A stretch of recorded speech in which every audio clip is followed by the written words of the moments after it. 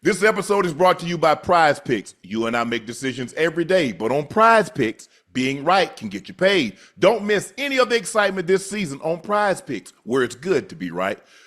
Y'all already know I'm pumped for this upcoming season of football. Nothing like September football when you still got so much hope in your team.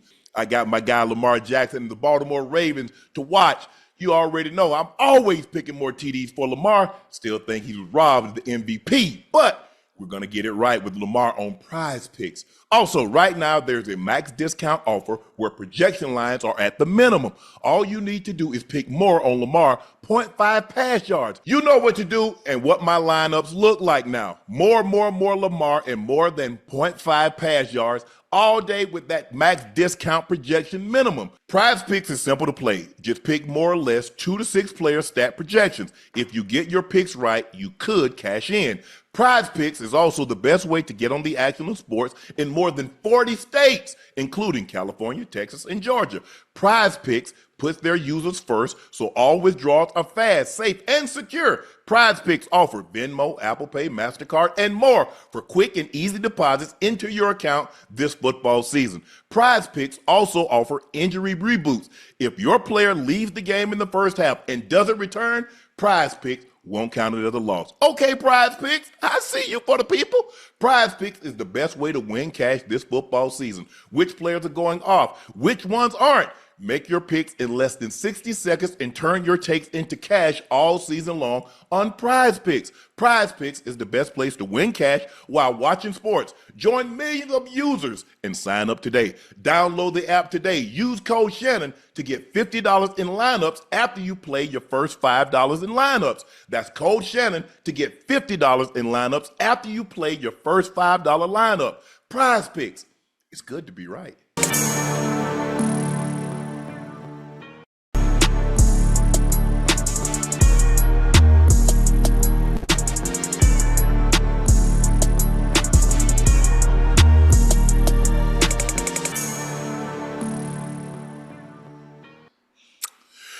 Hello, ladies and gentlemen. Thank you for staying up late with us and joining us as you watch opening weekend of the NFL season. The defending champs, the Philadelphia Eagles, took down the Dallas Cowboys division rival, NFC East rival. The Dallas Cowboys by the score of 24-20. They got 2 rushing touchdowns from Jalen Hurts, and that was more than enough to carry them to a victory. The first half was very, very entertaining. It was really, really good football. Neither defense could get off the field, but the third quarter, the Lightning delayed the game, and it was really never the same after that. Thank you, God. Thank you for joining us, though. I am your favorite Unc Shannon Sharpe, my partner and co-host. He's Liberty City's own Bengals Ring of Fame honoree, Madden's ratings adjuster, Pro Bowler, All-Pro. He's Chad Ochocinco Johnson. Please make sure you hit that like button. Please make sure you hit the subscribe button and go subscribe to the Nightcap podcast feed wherever you get your podcast from. It's moments like this that Ocho and I, we really, really appreciate you, because you could be in the bed by now, but you chose to stay up with us and hear what we have, our takes on this ball game. So we can't thank you enough for that. Thank you for your support and your continued support. Please make sure you check out my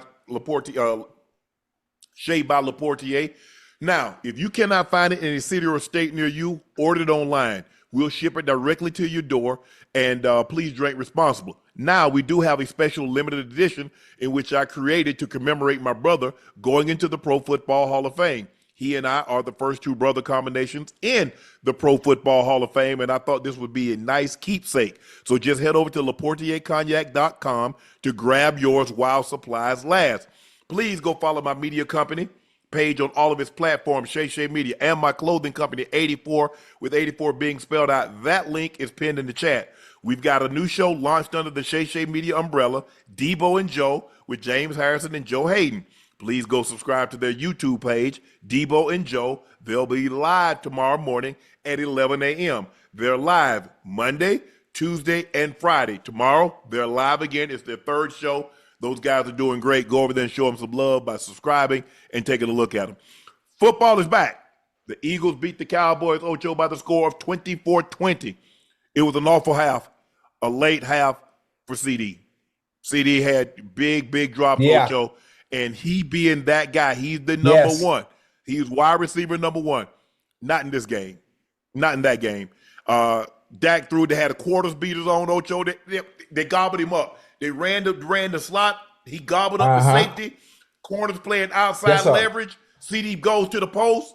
Got Easy it. work. Dak just walked. That's a handoff. That's what we call what a walk into him, Dak. That's a long handoff. Dropped it in the bucket. CeeDee said, nah, I don't want it, Dak. You take it. Throw it back at him. Came back later. Threw him another one. Up the rail. Got a goal ball, Ocho. I don't know why he diving like you doing an ST plunge. You ain't diving in the pool. Just run up under. He dove purposely just because the safety was coming. So to avoid getting hit and being able to make the catch, I'm going to dive for this one. Bring it in. I don't know what happened tonight. CeeDee had a chance to win the game for the Cowboys. That's the way the game should have ended. As great as the game was before the lightning delay, with both teams going up and down the field and scoring back to back. Listen, the Cowboys should have sealed the deal. He had what it was 3 big plays, right? It was 3. Well, I counted 3 drops, but somebody tweeted at me and said no, he had 4 drops. But I know I counted 3 because I know I counted 1 in the second quarter that he had one and it went right through his hand. He almost got it picked. As a matter of fact, 2 of the 4 drops almost got picked and probably should have been picked. But you're right, Ocho. CeeDee being the player that he is. You got to have those, You got to have those, especially being what we consider to be, when we talk about the top 5 receivers in the NFL, those are the kind of catches that you make. Matter of fact, the money that you do make is the reason you make that kind of money for opportunities in situations like that. They expect you to make those. So, I mean, it's unfortunate. CeeDee going to have to get back to the drawing board. And you know what to do, Unc. You've had games like that. Big games where you drop important plays that can change the magnitude of a game. You know, and it's moments like that that determines wins and losses. Yeah. And it's about one play. No, it's not one play. It was 4 plays. It was 4 plays. I counted 3. And 3 of them would have been first downs, Ocho. The last one basically ended the game because that was on 4th down. But he had the post. I mean, Brian Schottenheimer had the perfect play called on. They're playing quarters coverage. They got the slot to eat up the safety. The corner is playing outside leverage on CeeDee. CeeDee runs a post. Dak can't throw it any better. That's what we call walking to him. That's a long handoff. That's how perfect the ball was thrown. He threw it, the other one that he dropped, that he laid out for Ocho. You know, when you're unsure of your hands, you do a lot of diving because you're going to catch it with your body, Ocho. You're supposed to run up under the thing. You're supposed to, hey, see, that's CeeDee Lamb. CeeDee Lamb's supposed to run up under that thing and say, ooh, damn, Dak, you handed this to me. You handed me another one. A lot of times, there are times that you have to dive, but I don't believe CeeDee needed to dive for that ball, Ocho. Watching it, having played the receiver position, you play the receiver position, I don't believe he needed to dive for that. Listen, I think he was trying to protect himself, and I gave my based on what I saw, okay, why he did dive. Okay, I'm going to dive and catch it because I know the safety is coming. I'm going to avoid the collision by jumping forward and being able to cover myself up and protect myself by making the catch, by diving. Obviously, things didn't work out. Those are plays that we expect, that we all expect. People watching, whether you're a Cowboys fan or not, you expect CeeDee Lamb to make, because those 2 catches, those 2 big catches, change the trajectory of the game. And for sure. And the Cowboys had a turnover too, Ocho. Remember they had a turnover also. They was down in what, the 10-yard line, and the guy fumbled the ball. Running back. Yes, sir. Yes. Matter of fact, that was Sanders, Miles Sanders. Miles Sanders. First of all, I thought Miles Sanders was faster than that. Ain't no way a linebacker supposed to catch a running back. I don't give a damn who the linebacker is. Wait, you got to remember now. We talk about linebackers that run a 4.445 now. Zach Braun don't run no 4.445. That's Miles Sanders. So what linebacker you know catching Derrick Henry? Which one catching Saquon? Which one catching Christian McCaffrey? Yeah, but see, hey, you can't let no running back. You can't let no linebacker catch Ocho. And look where he came from. Just look at the running backs you just named. You named your tier 1 running backs. You name your tier 1 running backs. Where you go back and look where and see where Zach Braun came from, and you tell me if he's supposed to run Miles Sanders down. And what made it even more egregious, if he tried to punch the ball out first, he missed that. Say, damn, I couldn't punch it out. Now let me tackle him. Bro, you cannot let Ocho, in a situation like that, that's a breakaway because you broke the initial line. Safety takes a horrible angle. Corner don't know. Corner's like a blind dog in the meat house. Talking about which way did he go? Which way did he go? So he didn't know anything, and now he got. I'm gonna hit my head on the goalpost. Absolutely, you're supposed to. I don't think Miles Sanders is not one of those burners like that. He's not a Chris Johnson. You know, he's not a Jahmyr Gibbs. He's not gonna get out and even with the pursuit, I'm gonna outrun everybody. Well, hell, he ran like Freddie Gibbs. You talk about Jahmyr Gibbs. Hell, I'd have took Freddie Gibbs on that one. Hell, I think he could have made it there. Hey. Chad, y'all go back and look at that play and tell me, look at where Braun came from, and you tell me if he was supposed to run Miles Sanders down. Ocho, he's on the other side. Hey, hey, I can see. You ever listen? You ran track, didn't you? Track, yes, right? I did. Let me tell you the feeling Miles Sanders had. You ever ran that goddamn 400? I did. I was on my relay team. I ran the open you for come off that third curve and that monkey jump on your back, and you tried everything. If that last 110, Ocho, you got to come up out there. That last 110, you got to come up out of there. Ada, you know that feeling. Yeah, but and like the thing is, Ocho, look, I understand if the guy is pursuing, that means he got an angle, excuse me. But this guy was a chaser. He chased him down. He didn't have no angle. Right. He ran him. I was like, what the hell? I was like, I like what I saw from the Cowboys offensively. Defensively, I'm still concerned, Ocho, because if you go back and look, when they came out of the lightning timeout, the delay, if you notice, Eberflus did something that he didn't do early in the game, which was blitz. He blitzed two. He brought Diggs, he brought a corner, and then he brought a slot. So he brought a cat and a slot blitz because he saw he couldn't get there with just four. And when they got a minimal pressure, they let him. You can't give up lanes to a mobile quarterback. Every time. I'm like, dude, what are y'all doing? But and that's not what Eberflus like to play cover two. He'd like to keep everything in front of him. He doesn't want to sacrifice his back end, but he had no choice because you got the #1 rated left tackle, you got the #1 rated right tackle, so you ain't getting nothing. Now, Mailata did get lazy on one play, and he stayed too long, and I don't remember 41's name, but he allowed him to get some pressure. But Lane Johnson was doing it like, hey, he was doing his thing tonight. Dickerson did go out, so that's a situation that bears watching. But I told you, Ocho, I had some concerns because the Eagles lost their coordinator. And the guy that they got calling plays now has never called plays. So I don't give a damn who your personnel is. The likelihood of somebody that's never called plays come in and been dealing is probably not going to happen. Now, you mean to tell me you go 30, 45, 56 minutes before you give A.J. Brown a target? Man, listen, I tweeted that. I think they were 9 minutes into the second quarter, and the first thing I said was, well, can we get A.J. Brown involved, please? There's no need for A.J. to have to be reading that book called Silence on the Sideline again. There's no need for that. How do you go into a game in week 1 and you pay A.J. Brown, what, 28 million?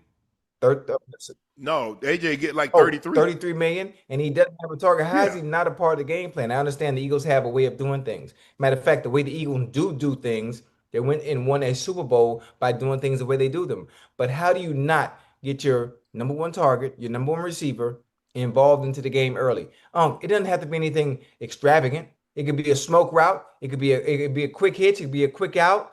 Something just to get him acclimated and make him feel like he's a part of the game plan. I didn't see a whole lot of separation, Ocho. The fourth quarter? Yeah.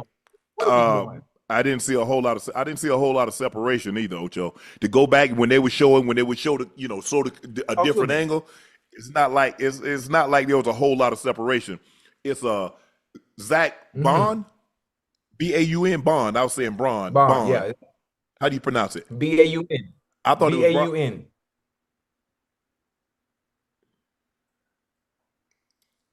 All I know is that he chased down Miles Sanders, and then the very next play, they fumbled the ball. So he saved the touchdown. Now you look at the difference. See, that's one guy that sometimes Ocho we get. Somebody else will Yes, make sir. that play. He took it upon himself. I ain't worried about nobody. I'm gonna go make Yes, the sir. damn play. And sometimes we get that out on a team because football is the ultimate team game. Man, Ocho gonna make the play. Nah, you go make the play. Bond, like Yeah, B-A-U-N. Bond. Okay, but it's I thought the game was really was it was. I mean, there was no defense in the first half. Let me take that back. If you like offense, this game was the game for you in the first half. Yeah. But when that delay happened, Ocho, and that's hard. That is very hard to take that kind of time. Because Ocho, you just came out of the delay. You just came out of half. And then get back going. And then so now you're like, okay, I'm good to go. I'm good to go. And they blow it this and now, hey, you back for a delay for another 45 minutes. So it's hard to tune back up after you've turned down and to tune back, turn down again and get back going. So the second half was not as interesting as the first half. The first half was phenomenal. For it to be a week 1 game, the way it was promoted, the way it was advertised, it lived up to just that. It lived up to just that. Now I got a question for you too. How do you feel with Micah Parsons being out? And I think Micah Parsons not being there, if Micah was there, I think he takes away some of those scrambling, some of those where people weren't disciplined, staying in their lanes. So I think some of that pressure, there was really no pressure on brother Jalen Hurts for most of the night. How do you feel the Cowboys did in the run game that Jerry claimed they improved on since getting rid of Micah Parsons? Well, they gave up 38 for 158, so that's about what? 4 carry. That's about 4 carry. That's not bad. They did a great job on Saquon, 18 for 60. They didn't let him hit. They didn't let him go crazy. He had a nice TD run. The TD run was really, really nice. Jalen Hurts was the only one that really hurt him with his legs. Those 2 touchdowns because people got the gap responsibility. They got out of their lanes. He found the lane. The thing that you don't want to let a mobile quarterback do is scramble to his dominant hand. Well, he's a right-handed quarterback, and the first touchdown, you let him get outside to his dominant hand. Second one, you just got collapsed down, and then he takes out the back door. So give Jalen Hurts credit for that. Dallas is going to have to be. There's not a time you're going to have to. Well, look, you got Jaden Daniels in that division. Russ can run, but Russ ain't Jalen Hurts. He's not Jaden Daniels. But looking at this game, Ocho, I think Dallas is going to be fine. I don't want to make too much about it because I think Dallas's offense is going to be fine. The question that I have is that are they going to be able to generate enough pressure? That's the question that I have, Ocho. Now everybody ain't got an offensive line like Philly now. No, which is and the thing that Philly was able to do is that they were able to say, look, they didn't get down to make that Dallas couldn't force them to just throw. Because we still could run just enough because it was 7-0 and 7-7 and then the score was what it was. So it was never a situation where the Eagles had to get out of character. Now, if you have to get out of character and you're not able to run the ball to make those guys they can run it, well, you're going to have a problem. And the thing is that you got to give Eberflus credit because if you play cover 2, you got to run a team out of cover 2. And that's why there was nothing there because that's what Eberflus liked to play. You go back and study him at Indy. You go back and study him with the Bears. That's the defense that he loves to play. And so, like I said, I'm not overly concerned, but I'm cautious about the Eagles because this is the first year play caller, and the expectations are so high because you're coming off a Super Bowl. You got the offensive player of the year. You bring basically all your offensive guys back. Now you did lose a lot of guys on defense. Now, and what we're going to get into before the game even started, Ocho, according to the next gen stat, Zach Bond reached the top speed of 20.68 to make a TD saving tackle. Miles Sanders was 19.29. I told you. You got to think. That's the fastest play from scrimmage of his career. Yeah. I told you, he got. I don't know what Zach Bond. I don't know what he ran. I don't know what he ran at the combine, but I do understand that monkey jumped on Miles Sanders' back. I don't know if Miles Sanders has ever been a blazer. Well, it's got to be Dion. A player that we looked or viewed as a burner that can hit his head off the goalpost from anyone on the field. I don't think we've ever viewed him like that. And No. brother Bond is fast, obviously, and that's where the game comes. Zach Bond ran a 4.65.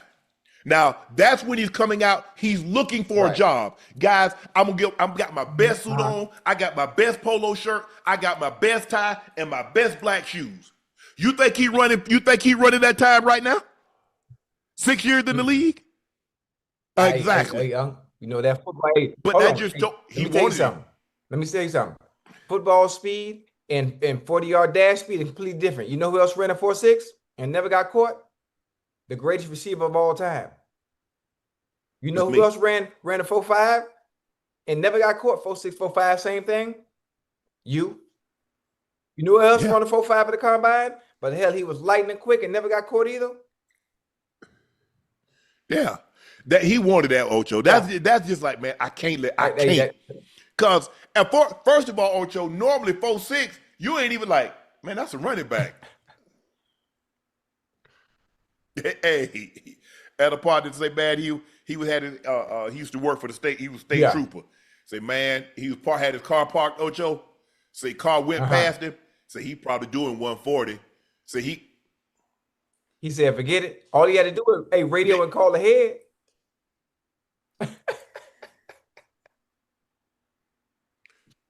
Zach Bond could have easily did that. Right. Yeah. He could have easily did that, Ocho, and nobody would have been upset.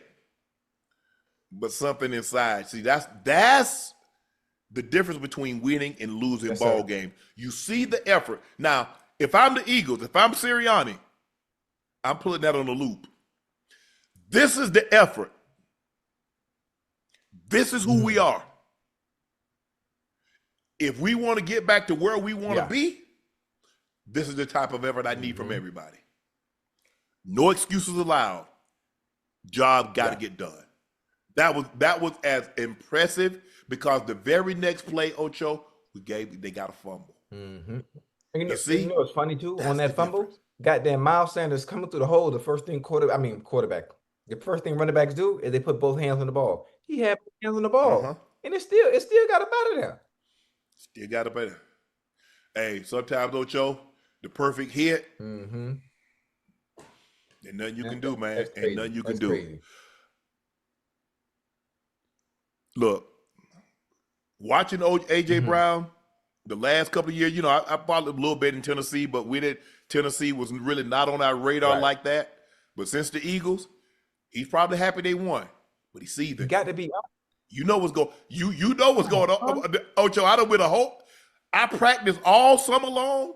I did all this training camp, these OTA, these mini camp for this. Hold on, what do you have? Hold on, had AJ.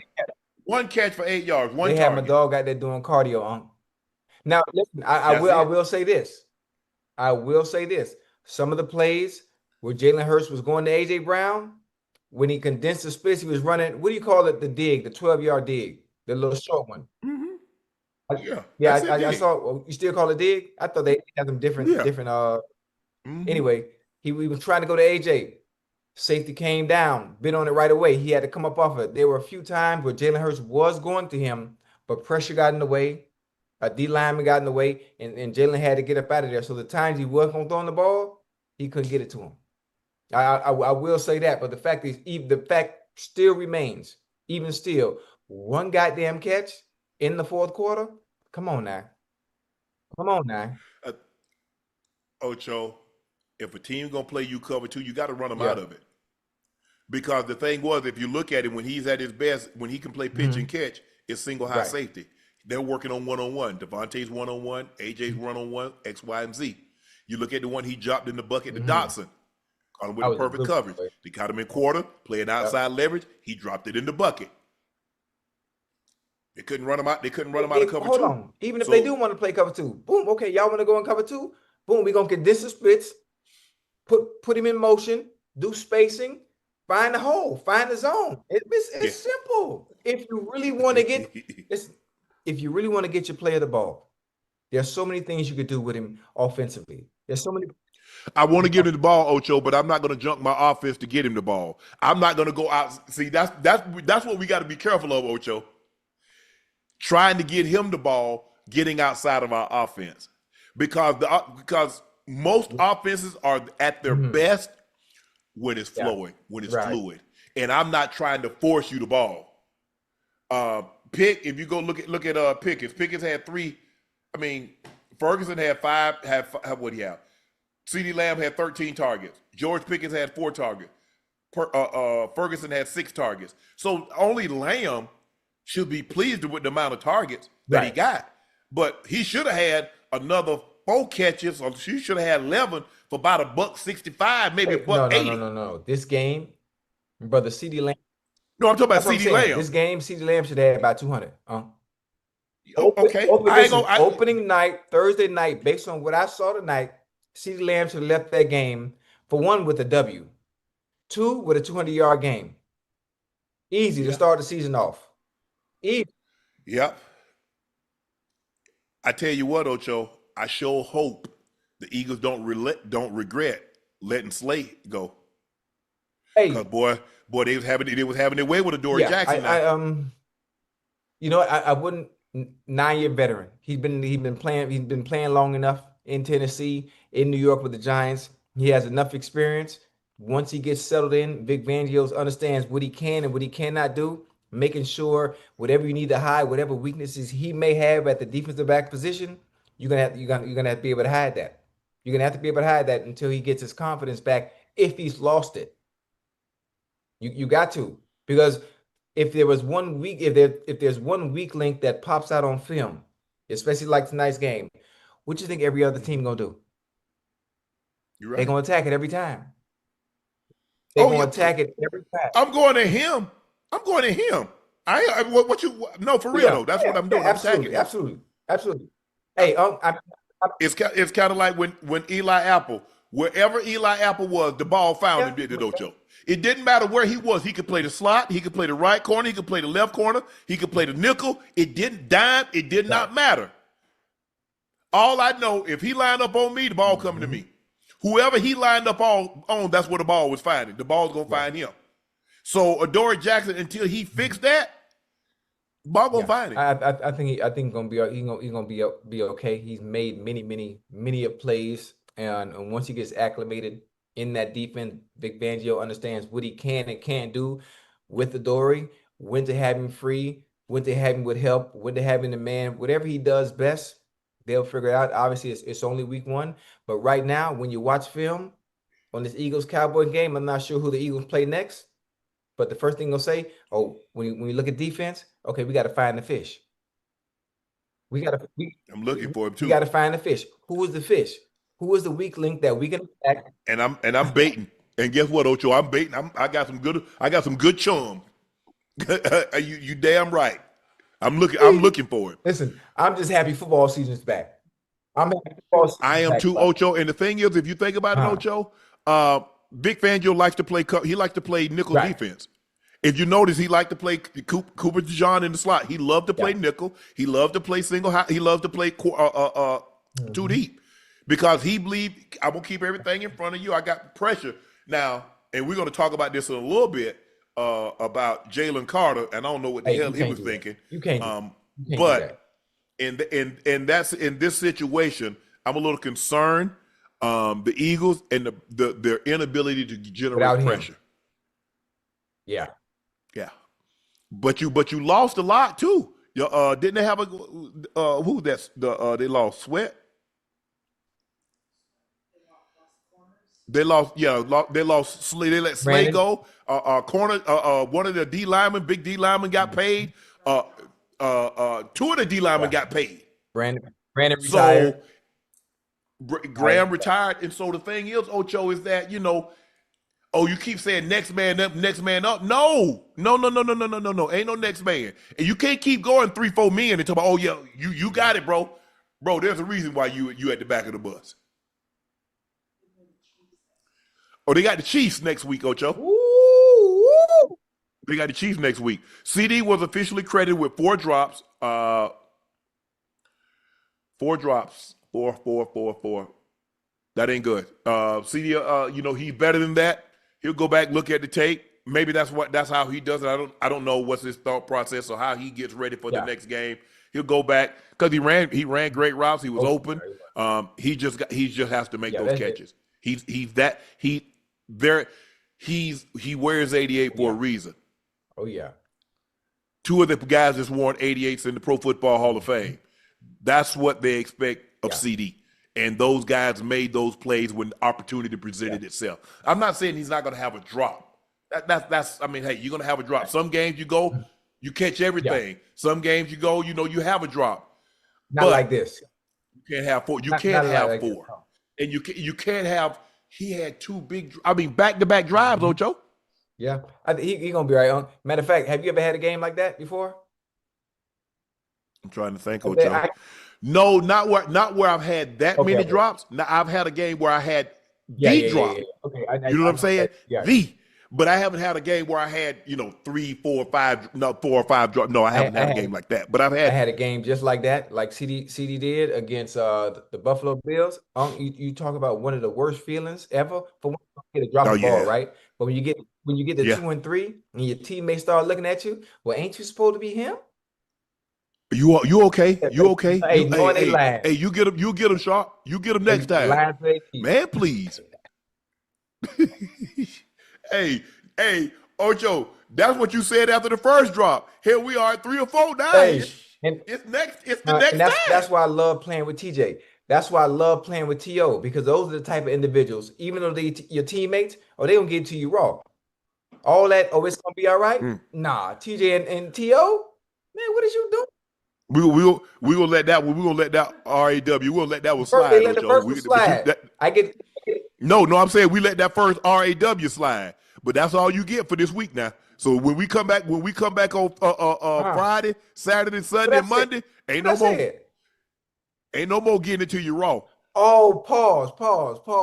Man. Yeah. We let that one slide. That's one. My bad. I was talking too fast. I ain't even realize I said my bad. I know you did. Okay, my bad.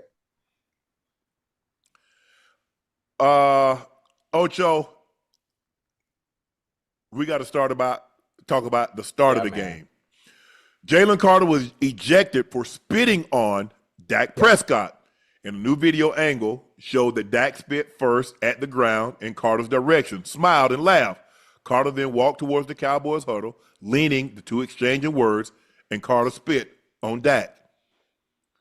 NFL need to suspend him. One game? Yeah, one game.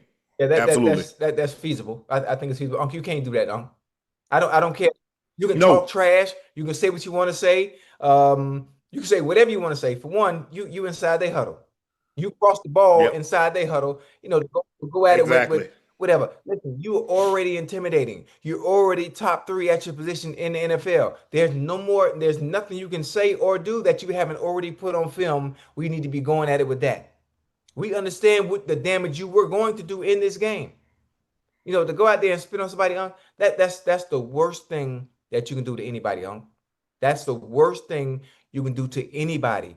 Spitting on someone is uncalled for. Spitting on someone is, we have to fight no matter what.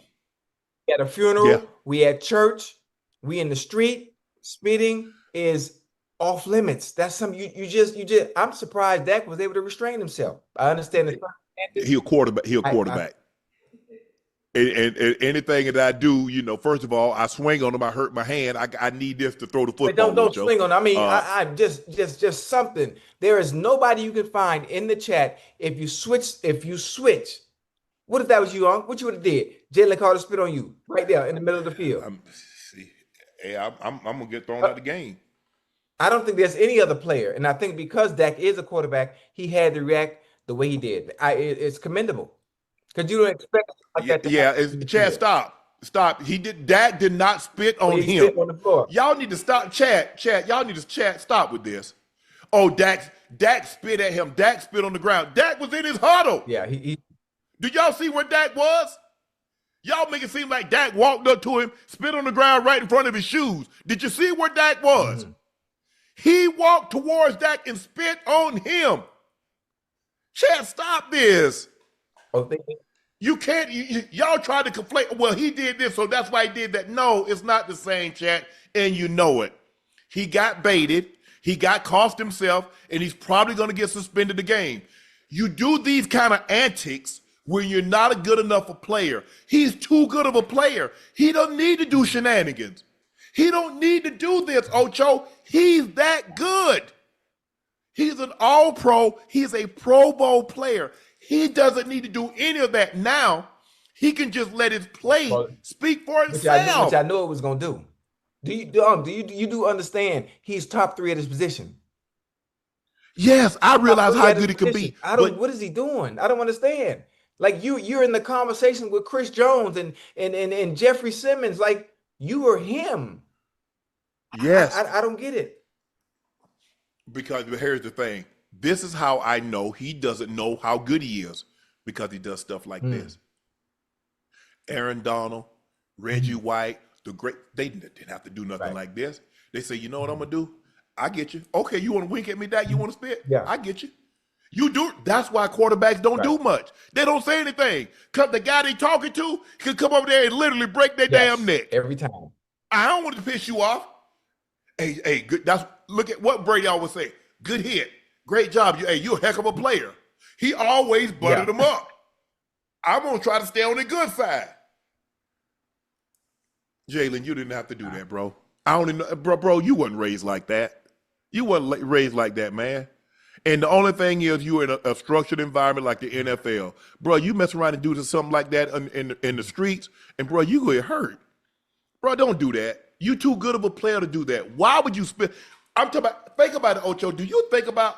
Remember, to do something like that, you done thought about that before. You know, I mean, that's the thing that come to your mind. You walk up to the man and spit on the man. You know, hey, like Unc, have you, Chad, just I want y'all to actually visualize this. We talk about week 1. This is the NFL. Before the game even starts, the best player on defense gets thrown out the game before it even starts for actually spitting. Not a punch, not a shove, not a scrum, not an altercation, spitting. One of the worst things you can do to someone like them when you're actually angry. Like, and first of all, Ocho, as black men, do you know, like the civil rights? That's what happened to us. Yeah, you get spit on. You got the water hose turned on us. Got the dogs sick on us. You got hit upside the head with the billy. You would do that to another. First of all, you shouldn't do that to another human. All, period. But you do that. You would do that. Of all the things you could do, say, you know what? I'm gonna get 40 snaps. I get a chance. I get your ass back. I get you back. Don't worry about that. I get you. I'm gonna get you. Just so you know, I'm gonna get you. Now, if he get him and he pile drives him, I ain't got no problem. I bet you won't do that. I bet you won't spin on the ground no more. And the funny, got no problem. Get him back, but don't do that, Jalen. You too good of a player to ever do that. If they suspend him for a game, Ocho, what's the appeal? What are we appealing? You can't appeal that. You can't. Even if you do, it's going to be uphill. You're not going to win that one. I already know what the NFL office is going to do. I already know what Roger Goodell is going to do. I already know what those who hand down the disciplines are going to do. They're going to suspend him for one game. Absolutely. In fact, he's going to get fined as well, along with that. Yeah, the fine will be his game check. Because he'll miss a game. Bingo. Yeah, okay.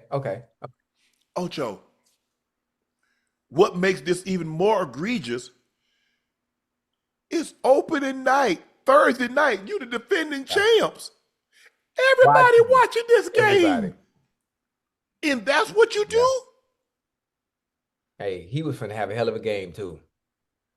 I can feel it. It's okay. Hey, it's okay to talk trash, too. It's okay. Ocho, how you think I'm mad at that? And that's what I did for 14. Well, for 11, 12. Matter of fact, the first couple of years, I ain't really do no talking. I ain't no sense of talking to you on special teams. What the hell you talking for? The funny thing about it is I like Jalen Carter talking trash. I like Jalen Carter setting the tone for everybody else on that defense by doing what he was doing before the game started. I just don't like the spin part. I don't like that part. But Jalen Carter setting the tone like that getting in Dak's face. Offensive lineman right there. Did you notice not one offensive lineman turned around and say anything? What does that tell you? Not one offensive lineman turned around and say anything, and they can hear him talking trash to their quarterback. That tells you how they view him as a player. Me, look, I don't know how, like I said, but our offensive linemen, they get you. They get you. But see, you can't block like what we could cut block and roll block. You engage and people coming. No, well, you can't. That's a chop block. You can't do that. That's the Jerry Ball rule. That messed up Jay Ball, Detroit Lion nose guard. He got high-low, guy posted him, guy went right into his knee and blew his knee out. So you can't do that, Ocho. But what we could do, we cockroach you. We have your heels up in the air. Oh, we have your heels up in the air. And we gonna cut you and cut you. Huh? Oh, we have you cockroach. Your heels gonna be up in there. hey, that thing like synchronized swimming. You watch all of us cut. We just the whole backside just fall down. Oh, man, we I ain't never heard that before. Oh, we get you. Oh, yeah. And that's the thing, Ocho. All that talking, I don't care nothing about all that. You got to play this game though. Now remember what you said. Hey, the funny thing about it is everything he say he can back up. He just went a little too far with it now. Just a little too far. That's unacceptable. I'm not sure anybody who would be okay with what happened, even if Dak did spit towards the ground. You know how the Cowboys do. But when you get ready to do what you call a little face off they used to do in the old westerns. You talk about you talk about I forgot what they call that. You talk about 3 paces and turn around. Normally, a duel. That was the first thing they do. They spit off to the side before they draw. I mean, it was one of those down at the flow, which was the retaliation and what him saw. But Ocho, I don't know. Maybe it's me. Chad. Yes, Dak spit first, but did Dak spit on Jalen Carter? That's what I need y'all to ask. Answer me this. Did Dak spit on Jalen Carter? It doesn't matter who spit first. Did he spit on Jalen Carter? If you can answer yes to that, then we can have a further discussion. Other than that, what are you talking about? Yes. Yeah.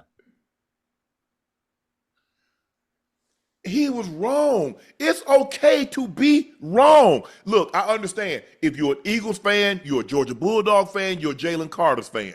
You can still be a fan of his, admit your player was wrong. It's okay. It is okay. My teammate did that. I said my teammate was wrong. About Romo? Yeah. Yes. I said Romo's wrong. I said Romo's my teammate. I said, but he's wrong in this situation. I didn't know J.J. Stokes. I had practiced against Romo this was 97. So I had played with Romo 96, played 97. Go against each other in training camp, practice against each other. But Romo was wrong. It's okay to say someone was wrong and not try to make an excuse for his behavior.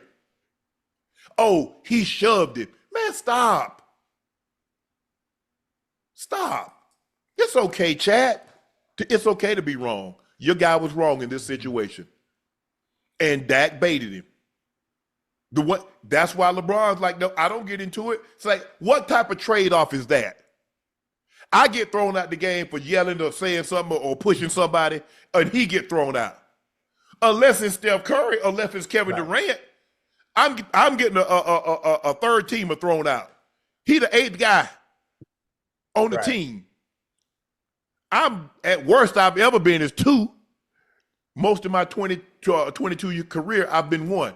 So if I get thrown out, unless that person is Kevin Durant, unless that person is Steph Curry, unless that person is Kobe Bryant or James Harden, what? Hey, it's not equal. Hey, the funny thing about it, is even if I don't like you, and whether I do like you, if we arguing, if we going at it, I still respect you enough not to spit on you. especially in a game of that magnitude. Nah, I ain't never been Yeah, that mad, Ocho. hell, I definitely don't get mad in the game. I don't, but I'm gonna talk my trash. It's okay to talk your trash, but the whole I don't know. I don't know. Hey, listen. Yeah, I ain't for that. I ain't for that. I just know, my grandparents. They look. We've been in the South our whole life. I grew up. My grandfather grew up in the South. My grandmother grew up in the South. His mom, his dad, all of them. And so I don't know. Maybe Southerners, maybe Ocho. Maybe we look at it more serious, more harsh because of what transpired in the South during the time, and that spitting on somebody. But I haven't. That never even crossed my mind, Ocho, to spit on somebody. You spit on the ground. So if you tell me you would rather spit on somebody than the ground, you telling me I'm lower than the ground. You telling me at that point in time the ground's not worth spitting on. You are. It's just Ocho. It's just something about that. When I hear about somebody spit on, or I see somebody, it just does something to me. It makes my skin crawl. It really does. It does something to me. Something just goes all over me. Man, I could, because I was, Ocho, because when I came down, I was like, because by the time I had to do something, it's going 7-0. I'm like, well, damn, where Jalen Carter at? So they get the ball. I said, well, damn, where Jalen Carter? I didn't know. No. I didn't see what happened. No. So I was like, well, damn, where Jalen Carter? I'm like, I see the Eagles OD. Ocho, I'm looking, I'm like, well, damn, where Jalen Carter? He tired. I'm like, Ocho, I'm saying he tired already? And then, I mean, the thing I see on like on Twitter, I'm like, huh? Yeah, man. I'm like, hold on. I'm like, well, so now I'm like, well, when did he do this? So Ocho, I'm Googling. I was like, because I want to know, like, if he didn't even play in the game, he didn't even play a snap. Almost did. Oh my goodness. Jeez. It's Come on, Jalen. Jalen, you better than that, bro. You better than that. I think for the simple fact, I think a game, he's going to get at least a game. For the simple fact, it's Thursday night, it's opening NFL week, and he did that. Because, Ocho, remember, they try to stop. Because, boy, when we were talking, it was, Ian, shut up. Ian, please. They don't even want you saying that now. You can't. They throw a flag for that. Hell, they threw a flag for taunting tonight. I'm like, okay, come on now. Yeah, but that's Ocho, man. Do you know how many N words done been said on the football field? They're not gonna change that. Now, I mean, now trying to control. They go there throw a flag, but I'm like, boy. That's the way 98% of them talk out there when you're competing anyway. That's just the way you talk. Sure. So now trying to control that in that structured environment that's the way we go. I mean, that makes no sense. If that's the case, you're gonna be throwing a flag every goddamn play.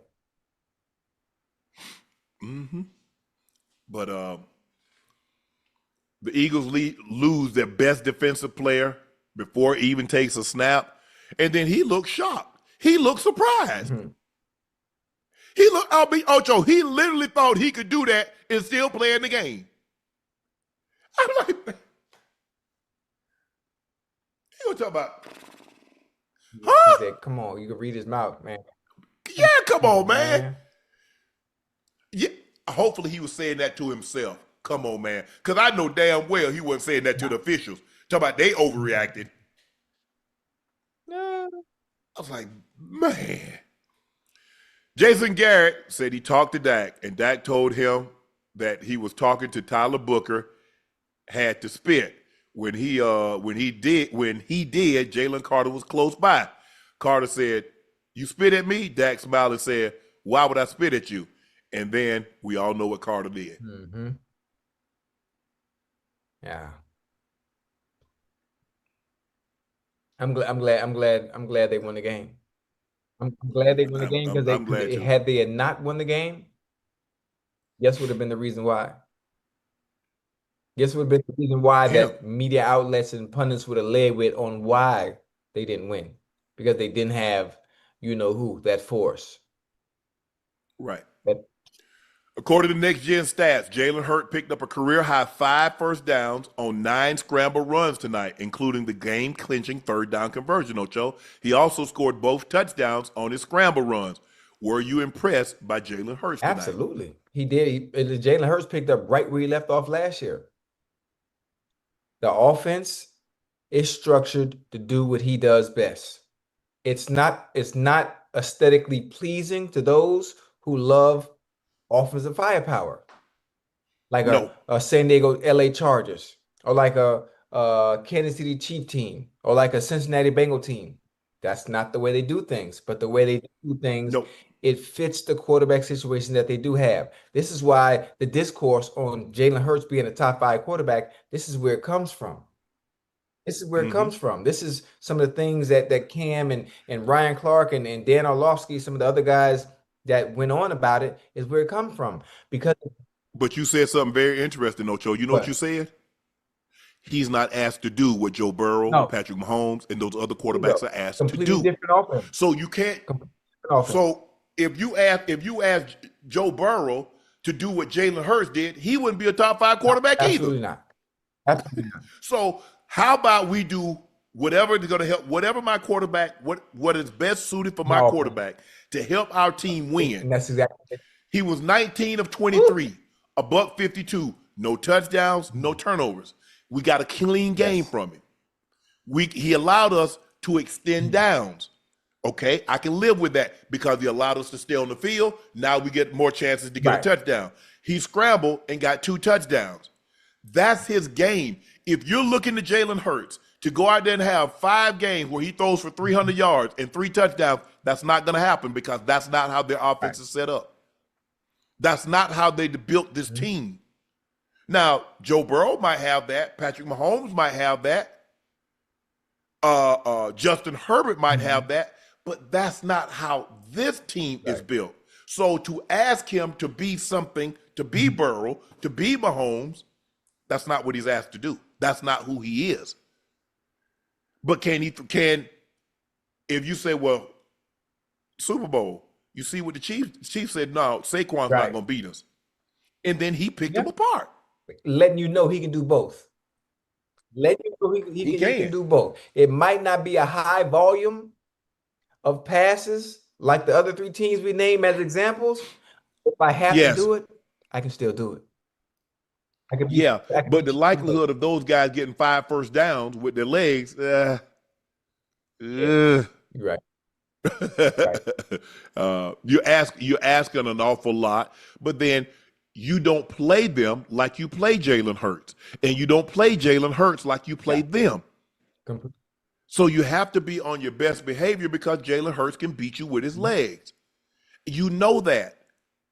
But I thought he was a commander of the offense. He did a great job. He threw it away when he needed to throw it away. He didn't put the ball in harm's way. He got 2 tush-push first downs. The scrambling, like I said, he went out the front side because they let him get to his dominant hand, and then the next time they let him get out to the backside, and he got a scrambling touchdown. So, yeah, I thought he played really well tonight. I thought he had great command of the offense, a different voice that's in his ear for the 3rd time in 3 years. He got a different voice. 3rd time, maybe 4 years. He's got a different voice in his ear. But I told you, I think this offense is going to struggle a little bit, Ocho, for the simple fact they got a new offensive coordinator. He's never called plays before. Kellen Moore has called plays for very good offenses. Kellen Moore is a damn good play caller. It remains to be seen if he's a great head coach.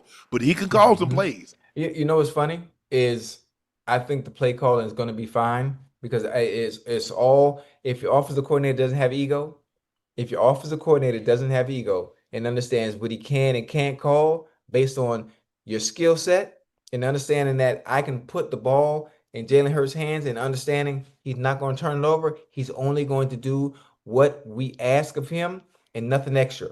Now, when he needs to make something out of nothing, he can do that too. But he's not going to be out there like Brett Favre. You know exactly what I mean. Oh, willy-nilly. I think the problem is, Ocho, this is his first time. And what's the likelihood of a first-time offensive coordinator calling plays for the very first time and his team going to the Super Bowl? You have to have some trial and error. You have to know. You have to know what to call, when to call it, down and distance, area of the field. You have to have some hardship. You have to have some calluses. You know, Kellen Moore. It took a while before he developed the rhythm, what to call, because Ocho, and you call a play, you already thinking, okay, this first down, I'm already called that play. I'm looking at second down. Okay, second. What is it going to be? Second and what?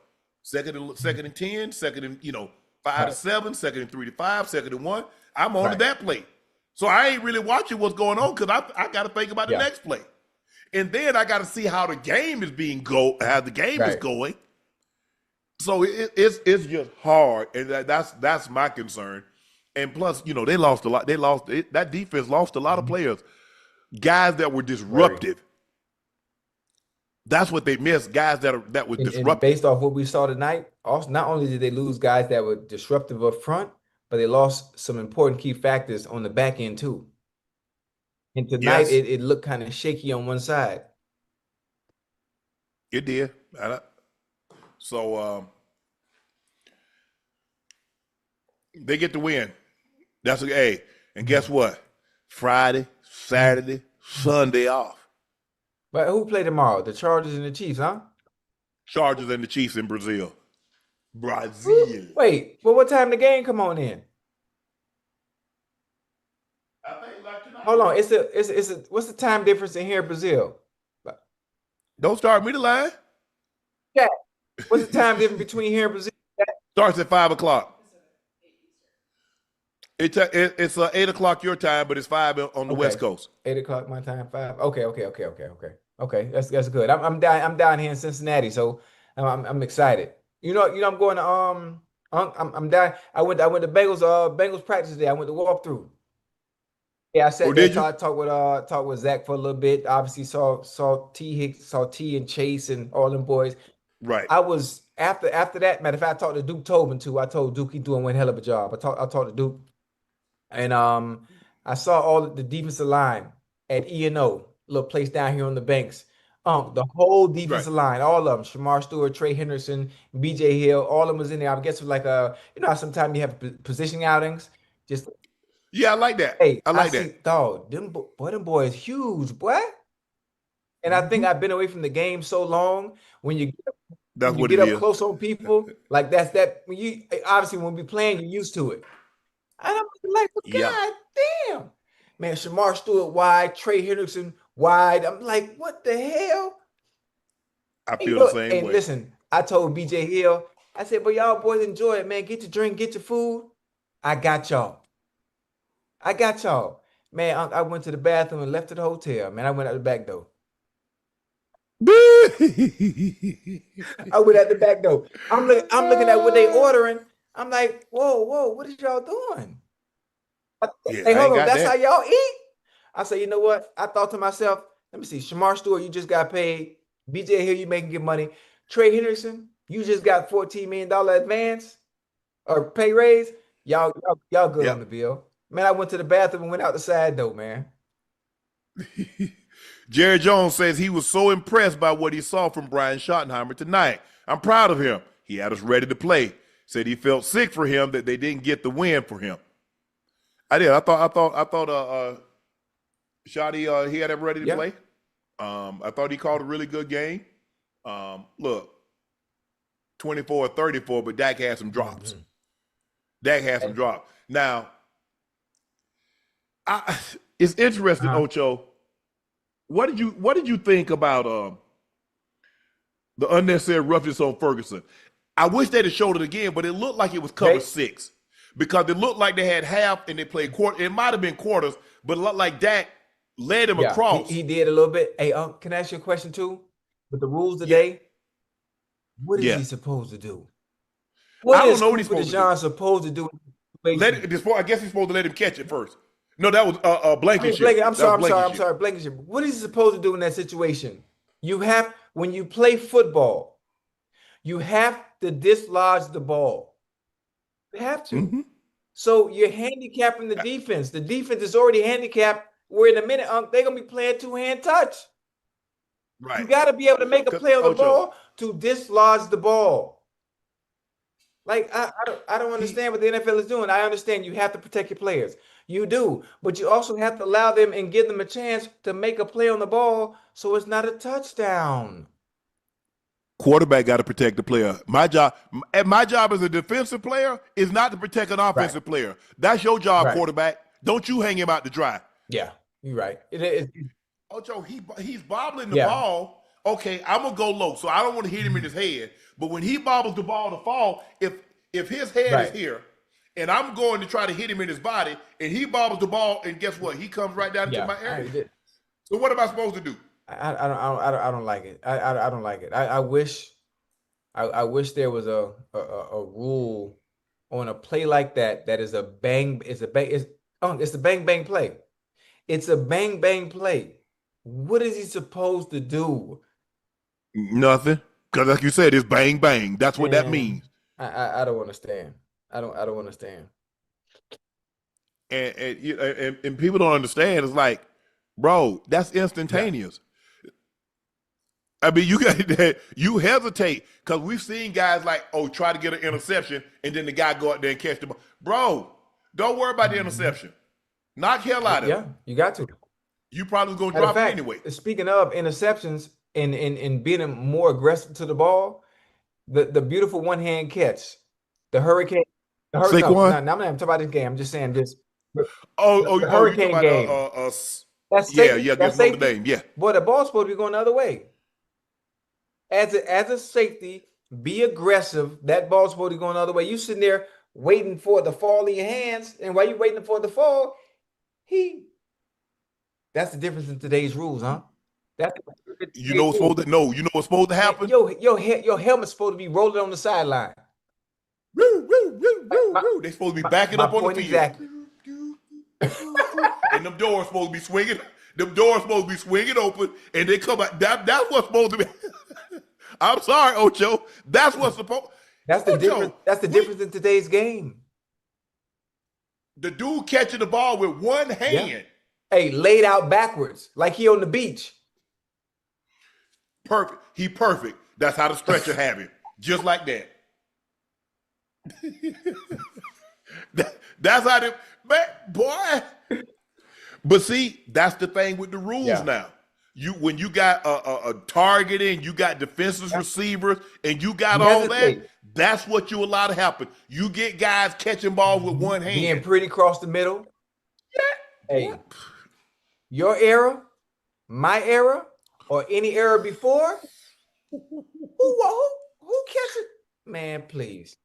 Not that area. No. Because that's really bang bang. Boy, they gonna decapitate you. Not me.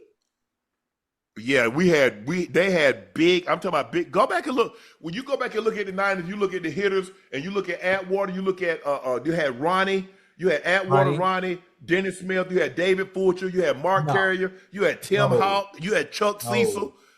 Man, you what? Hold on, my area: Donovan Darius, Don Lynch, Bob Sanders. I'm talking about they coming to the party. Brian Russell, who knocked me out here at Baker Stadium. I was out cold. Man, please. One hand, okay. Man, please. Well, you about to have this one, I tell you, but the other one have been cross your heart. Lord, please let me survive this. Please. I promise you I ain't gonna try to make no more pretty catches. According to Adam Schefter, the Eagles were in a great bidding war for Micah Parsons. However, the Cowboys refused to make a deal with their division rivals. Ocho, I mean, for somebody that didn't think that much of Micah, he doesn't play the run. Why would you trade him to the Eagles? Listen, you know, Jerry ain't no fool. Jerry ain't no fool. You understand what you have. You just didn't want to pay the product on what his pride and ego. That got in the way. But having a deal with Micah twice a year, you don't want the problem. You ain't want them problems. Come on now. You asked me, Ocho, when we found out he got traded, I said it was his ego. Come to find out, they called Jerry and told Jerry, whatever it takes, we'll take the deal you originally offered in March. Jerry told them, no, if he stays here in Dallas, he's going to play on the fifth-year option or he can leave. You see how his ego had done gotten away? Are you serious? That's what's being reported. that Micah tried to Right. call his representative, said, okay, whatever it takes, we'll play on that deal. We'll do the 5 years. Jerry says no. If he plays here, he's gonna play on the 5th year option. See how his pride done got in the way now? And they talking about, well, if he rubbed people the way he came to training camp. He rubbed people that he was laying down on the table, the training table behind the bench. If Charles Haley were here, he would have flipped the table over. See, that had to be somebody that said that Charles Haley was in there.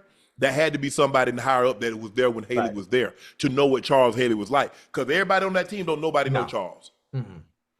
They hear stories, but they don't know Charles. Like if you played in the league or you've been around Charles, you know Charles. Yeah, you're right. You're right. Hold on. So that sounds like somebody like a Steven or somebody like that said something like that. But Jerry's pride, once like Michael says, you know what, hey, I want to be a Cowboy. Hey, I'll take the 5 years, X, Y, and Z, so forth and so on. Fine. Nope. If he plays here, he's going to play on the option. Now, okay, if I play on the option, you won't franchise me. No, I ain't say that. I ain't say nothing about that. I said if you play here this year, you'll be on the 5th year option. And I still have 2 franchise tags.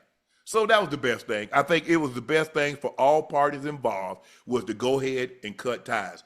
Back to our originally scheduled programming. No, Jerry was never, you know why Jerry wasn't going to trade him? Because Jerry don't believe anything that he said about Micah. It's just his pride got in the way. Because let me tell you how I know. Bill Belichick traded his starting quarterback to Buffalo. That's how so sure he was that his quarterback was not that. He traded him to in the division. Now, who would trade a quarterback if that quarterback? The Chiefs would never trade Patrick Mahomes to Denver, to the Chiefs, to the Raiders. To the Raiders, the Chargers, ever. So that's how sure he was of Brady, huh? Lamar Jackson is never going to get traded to the Steelers. He's not getting traded to the Browns. That ain't happening. If you believe that guy, he can't play the run, he stay hurt, trade him. Yeah, he's he's of no value to you based on what you're telling us. That's what you made. That's what you made it look like. He knew better. Yeah. Now all of a sudden you just play the run. You couldn't play the run, but I don't remember at any point in time Jerry saying anything about the run. And y'all was getting run on, getting 300 yards, 290, 270, 280. And putting the blame on him. Basically putting the onus on him. And nobody, first of all, ain't nobody getting no rush linebacker to play the run. All of them hunt the quarterbacks. That's why you need somebody to chase down the guy that's playing $50, $60 million, and eventually you're about to get to 70. You need somebody to chase him down. Matter of fact, could you imagine that though, Unc? Thinking about that? Jalen Carter and Micah Parsons, you think they were disruptive last year? Hell no. Jerry didn't want to think about that either. You think they was disruptive last year? Hell no. Man. And I'm so happy it's football season, man. You don't understand. Right. Golly. The Packers are in limbo with Micah Parsons' back injury. Matt LaFleur offered no firm commitment regarding the plan for Parsons in the opener. We'll see how he responds every day. Again, we're hopeful, but no guarantees. Ocho, if you're making the call, do you hold Micah back out until his back is fully healthy, or do you want him to suit up? Yeah, Micah suiting up week 1. Micah suiting up week 1. Listen, I understand he has some problems. There are a lot of players. That was one of the questions I asked today, Unc. I'm not saying no names, boy. How your body feeling? How you feel going into the season? Man, come on now. We coming out of training camp. Everybody got something going on with it right now, going into week 1. Everybody, including this. Micah back bothering right now. Oh, he's gonna be all right. He's had enough time to rest. He's had enough time. If you got to take an epidural, he gonna take the epidural. But I tell you one thing: week 1, who they playing? The Lions, right? No, not the Lions. They playing the Lions. I think they played the Lions. I guarantee you had 2 sacks against Golf. I bet you that. I wouldn't. What? I wouldn't. My $47 million man? Yeah, you want it for 1 game or do you want it for 7? Oh, no, you want it for 15? He not he not hurt that bad, huh? He not hurt. Well, clearly with no firm commitment, he's hurt that bad. Or the mere fact he's got to take an epidural. How many guys take epidural? I understand an epidural at some point in time during the season or a playoff, but opening weekend? Yeah. Oh, well, yeah. I think, that's tough. But I think he gonna be all right. Yeah, exactly. Hey, you ever had an epidural? Yeah. Oh, what? I was at when my daughter was having a baby. What that got to do with you having an epidural? I wanted to know what it felt like. So when she, you ain't got to feel. You don't feel nothing. You ain't pushing nothing. That's why I got the epidural, to make sure I can see what it felt like. No. You need to push your watermelon through a pee hole. That's what you need to do. Now you'll know what it feels like. I don't know about that part. I don't know about that part. Exactly. But listen, so no. I was trying. Listen, sometimes you have to do situations like this when my oldest daughter was being born. I wanted to make the mother of my oldest daughter, I wanted to make her feel comfortable. So if she got an epidural, hell, I got one too. Say, look, mama, I'm gonna do it with you. So don't be nervous. But you not pushing no baby out, so it don't have no effect on you. I know. It's just the fact that, let me show you, I can do it. I'm with you in this journey. That's all. I know what you mean. Ocho, all you did was get a shot. You still ain't do nothing. Well, you ever had an epidural? Yes, I've had several. Damn, what's wrong with you? Absolutely. Back with sciatica. Yeah.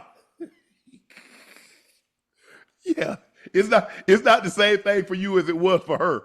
But look, I would hold Micah out, because it's more important for me to have him 14, 15 games, Ocho, or to have to go through this every week. Is he gonna play? Is he not gonna play? Not gonna practice? Yeah. I know Micah. Oh, of course he wants to play. He's playing week 1. No matter what them damn doctors say, no matter what the Packers say, he's playing week 1. I guarantee you he's gonna have 2 sacks. He gonna open the season off right.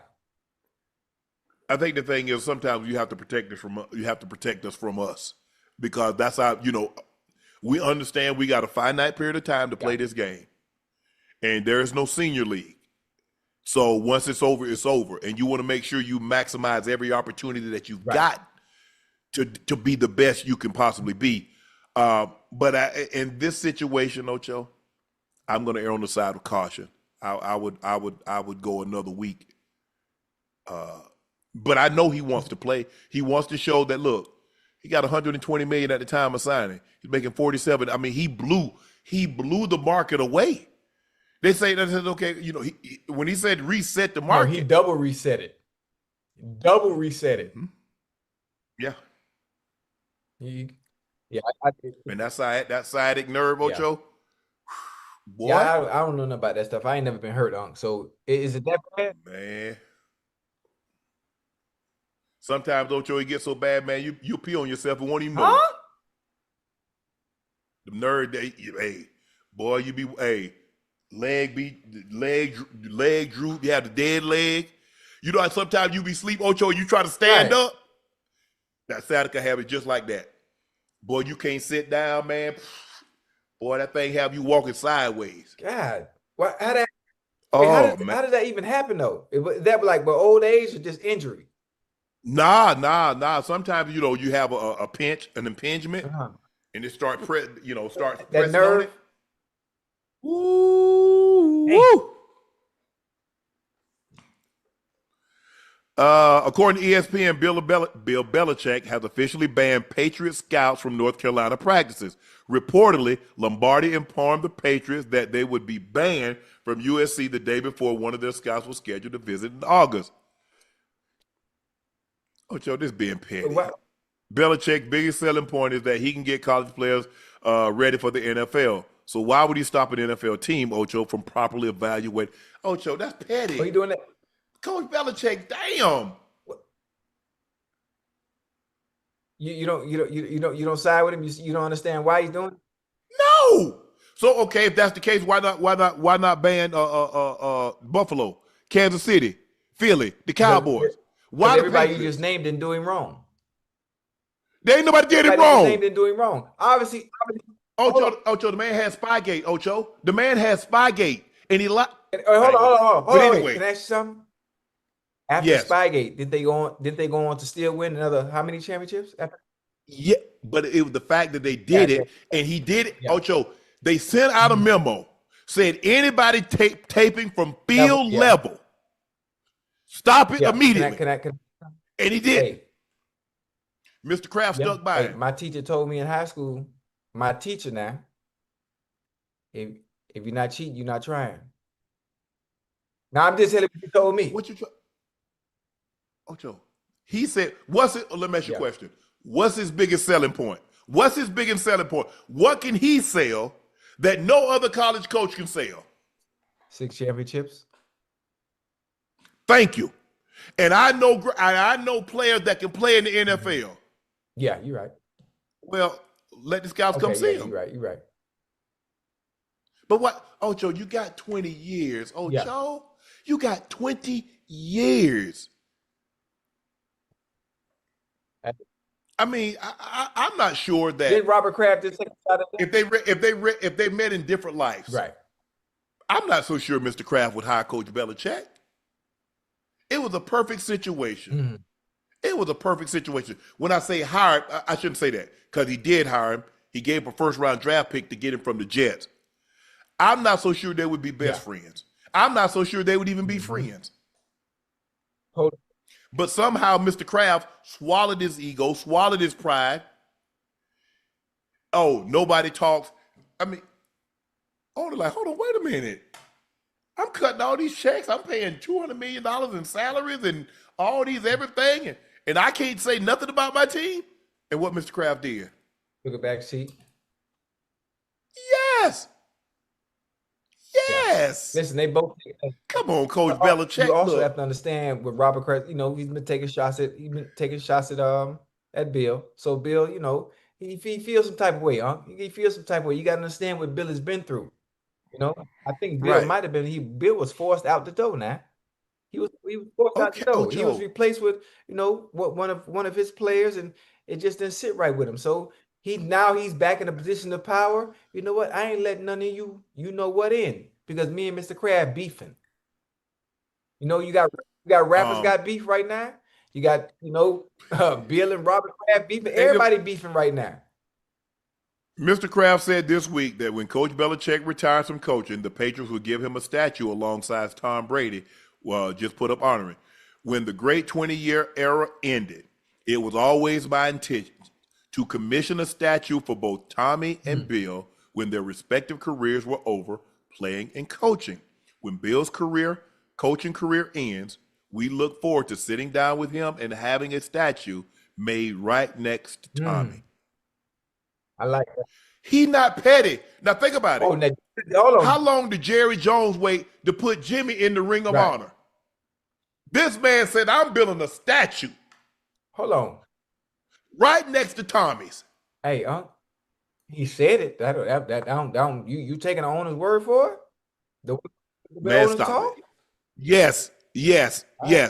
The moment Coach Belichick retires from coaching football, he'll have a statue. Absolutely. It's the greatest run in NFL history. I absolutely 1,000% believe. You might be right. You might be right based on, but most time owners, they'll say things and it's just blowing hot air. What owner have you ever heard say they would get a statue of a coach? I heard Jerry Jones say he's the only person that can run the Cowboys organization. So how's that working out? You believe it? Let me ask you a question. Is he doing it? Is he doing it? Did he pass that off to somebody else, or did he lie? He lied. No, he's doing it. You said he's the only one that can run it. He's not running it well, but he's still running it. He ain't running it. He might not be running it well, but he's running it. I don't believe I don't believe Mr. Kraft lied. I don't believe I haven't been privy to every conversation, but I do believe that when Coach Belichick coaching career is over, be it college or NFL, Mr. Kraft will commission a statue. I like it. It's the greatest run in football. Right. Well, hell, I mean, I need to go see Mike Brown. Y'all ain't win nothing, Ocho. I'm the greatest entertainer of all time. Okay, well, you need to be in the Rock and Roll Hall of Fame. But you ain't going to no damn the Bengals. We talk about this here. Y'all ain't win nothing. Y'all won one I division ain't got when you was nothing. there. What they got to do with me? I'm talking about me. It ain't a statue of 53 people. It's a statue of me, the greatest entertainer of all time. I need a statue out front. So what are you? What's your statue gonna say? What's your statue gonna say? The greatest entertainer. Because football's about winning. We got to win championships. Well, Okay. that's a team So how many sport. Oscars did you How win? many who? Oscars. I got 2. Tonys. 1. Grammys. Hey, Emmys. I used to date a girl named Tony. Yeah. Okay. I get that. But if you know what, we gonna put you in the Rock and Roll Hall of Fame. Hey, I was a rock star at that though. I was a rock star. Yeah. But you talk about this man, this Ocho, 20 years, 6 Super. Right. Think about it. Listen, it's only right, huh? It's only right. Yes. Based on what Nick Saban did at Alabama, he got a statue. Exactly. His equivalent would be. It is right next to Coach Bryant. Yeah, you're right. You're right. Because both of them got 6 championships. You're right. Man, Coach being petty. Coach, let that go, Coach. Coach, you had Coach. So some people only look at the negative and they never look at the good. And if you just look at the negative, you'll be resentful. You'll be resentful. I'm just the opposite. I look at the great times that we had, and even though sometimes it's like, damn, hated it ended like that, but come on, Coach. Come on. I mean, Spygate, Deflategate, all this other stuff. He stood when this man got rid of Jimmy G. The only time really Mr. Kraft put his foot down is that he went to him and told him to trade Jimmy Garoppolo. And then at the end, Coach Mr. Kraft sided with Bill Belichick and got Tom up out of there. And this man sided with you when Tommy had years left. I'm not saying that he would have won another Super Bowl in New England because the cupboards was bare. Edelman was on his last leg. They had let Amendola go. Gronk, they wanted to trade Gronk. Gronk was like, I don't want to practice like this.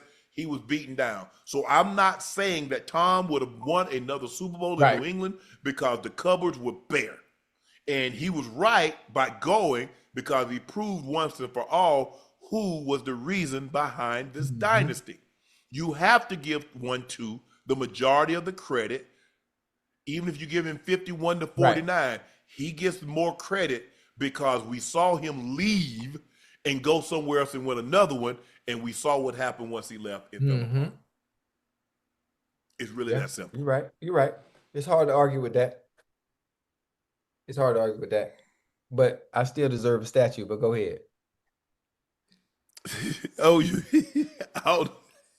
You know what, Ocho? Y'all might have got one if y'all could have won one. There's nothing I can't control that, The cards I was dealt, the time and when I came here. We were bad, boy. We was bad. Yeah, y'all was good and terrible. Ryan Clark says that Tom Brady was not a generational talent at quarterback. He says, I think John Elway was a generational talent. I think Patrick Mahomes is a generational talent. I don't think Tom Brady, I don't think Drew Brees, I don't even think Peyton Manning is a generational talent. I think Andrew Luck ended up being a generational talent. I think there are tons of them out there. I think, Ryan, what he's trying to say is that he's looking at it from a purely thing where I can see. I can see the big arm. I can see the size. I can see the mobility. When you look at Tom, he doesn't have a big arm. It's because, see, the generational talent that Tom has, that Breeze has, that Manning has, you can't see it. It's right here. I look at John Elway's arm. I look at John Elway's scrambling ability. That's generational. I look at the physical tools of Cam Newton. We had never seen a guy Cam size that could throw the ball and could run the ball. That, right. So Ryan is really looking at it from just a physical standpoint of the generation, the talent that he can see as well. Yes. Okay. All right. Arm strength, size, speed, that. So when you put it like that and you give better context on what Ryan means and then you put it in that perspective, then I see what he's saying. And you can agree because if you look at a Tom Brady, if you look at a Peyton Manning, they're not the fastest. Had the best arm talent, too. No. Generational. Aaron Rodgers would be in that conversation as well. We talk about hell. Yes. Tom Brady said it his goddamn self. Because you can see, because when you watch him spin the ball and you see the talent, the arm talent, and he had legs, he could throw on the move. Brady didn't really throw on the move. You go back, Manning didn't really throw on the move. Breeze didn't really throw on the move. Rodgers was pinpoint. It didn't matter.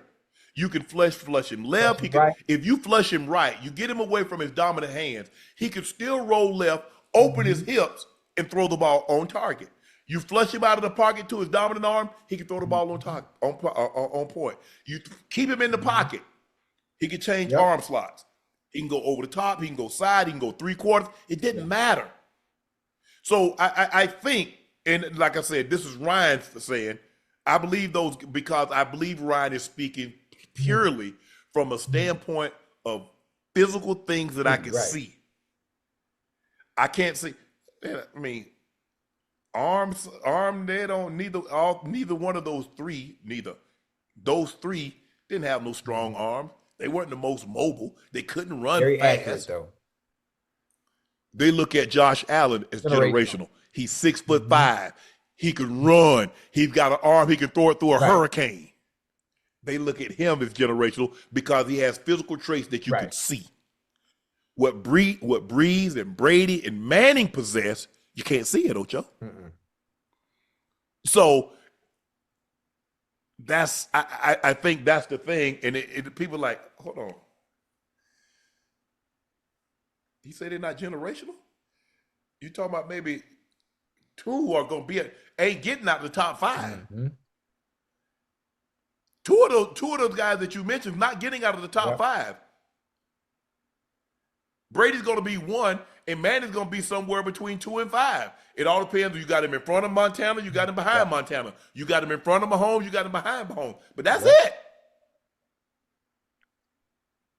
So I think, for me, like I said, I mean, we heard the conversation. Chad, to be interested to see what you guys think. But it's interesting that he's like, they're not generational. Actually, Brady and Manning would be what you call transcendent. It's like when you look at, like, people look at Jokic, they're like, well, he can't jump. He ain't got no muscle tone. You look at LeBron, he's generational. You see a guy 6'9", can jump out the gym, can do all this stuff physically that I can see, Ocho. Shaq, generational. 7'1", can run, dominate, pull the backboard down, muscular. So I think, and I don't want to speak for him, but I think Ryan is saying from a physically what I can see. I don't see great arm. I don't see outstanding arm talent like Mahomes, like Josh Allen, like John Elway.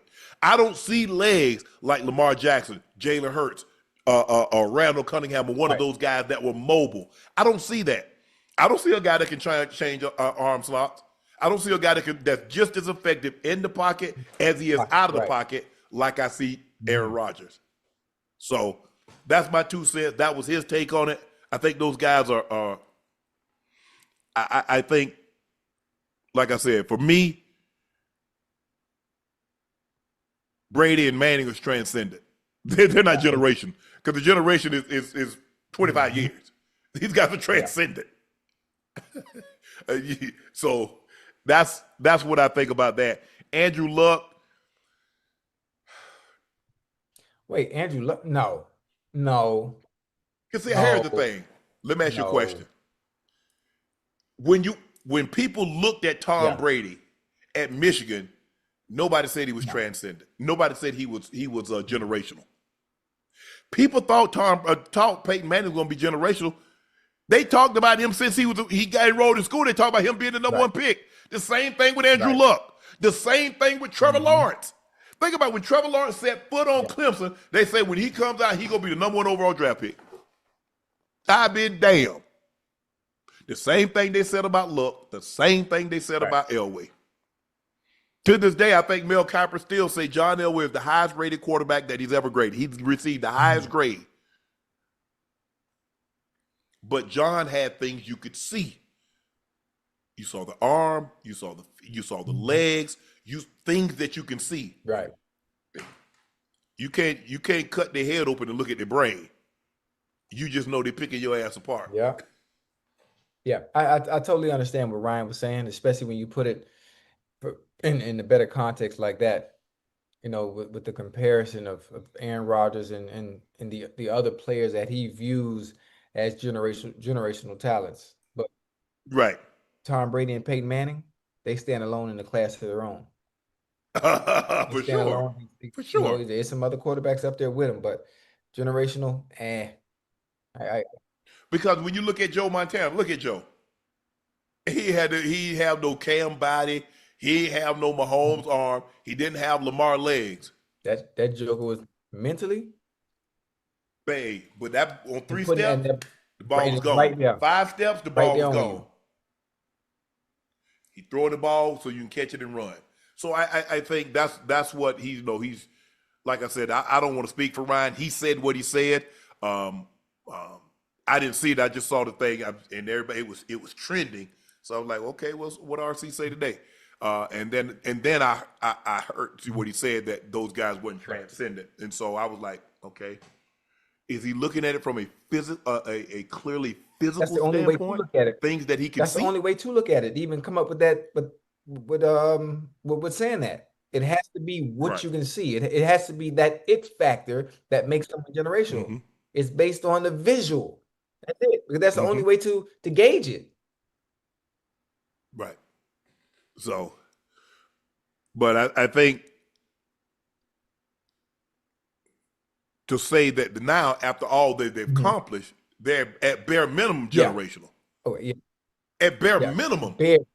After you've seen what they accomplished. Now, if you wanted to, Ocho, if you had not knowing what you know now, if you just see those guys in college, I could agree with you. I'm not looking at Drew Brees as generational. Bro, he's barely 6 foot tall. He ain't got no big time arm. He's not that mobile. So I'm not looking at him and thinking that. I look at Cam Newton, 6'5", 250, running 4.5, can throw the ball 70 yards, can run like a fullback. He's a defensive lineman, tight end, and a quarterback's body. I'm looking at Josh Allen. I'm looking at the physical traits, and you're like, physically, he's generational. We ain't seen anything like this. Who had we ever seen like Cam? Who have we seen like Josh Allen? That size with those types of arms. Yeah. They don't come around often. I know that. And sometimes, like when we look at generational, we're looking at for things that we haven't seen before. You see what I'm saying, Ocho? We're looking for things that we haven't seen. Have we ever seen anything like Cam? And we might not ever see it again. I thought, unless you're taking Josh Allen. I thought we'd see it with our young bull down there in Indiana. I thought we'd see it again. Josh Richardson. Yeah. Okay. Yeah. So that's it. I mean, hey. Amari Cooper has informed the Las Vegas Raiders he intends to retire. Just days before the team opens the 2025 season at New England, Raiders OC Chip Kelly said Cooper called Coach Pete Carroll in the morning to say he was done playing. It's unfortunate because he's a heck of a football player. He knows in his heart what he wants to do, so I wish him the best. Hey, what happened, man? I think that always, Ocho, to be honest, you asked this question. I think that always rubbed a lot of people the wrong way.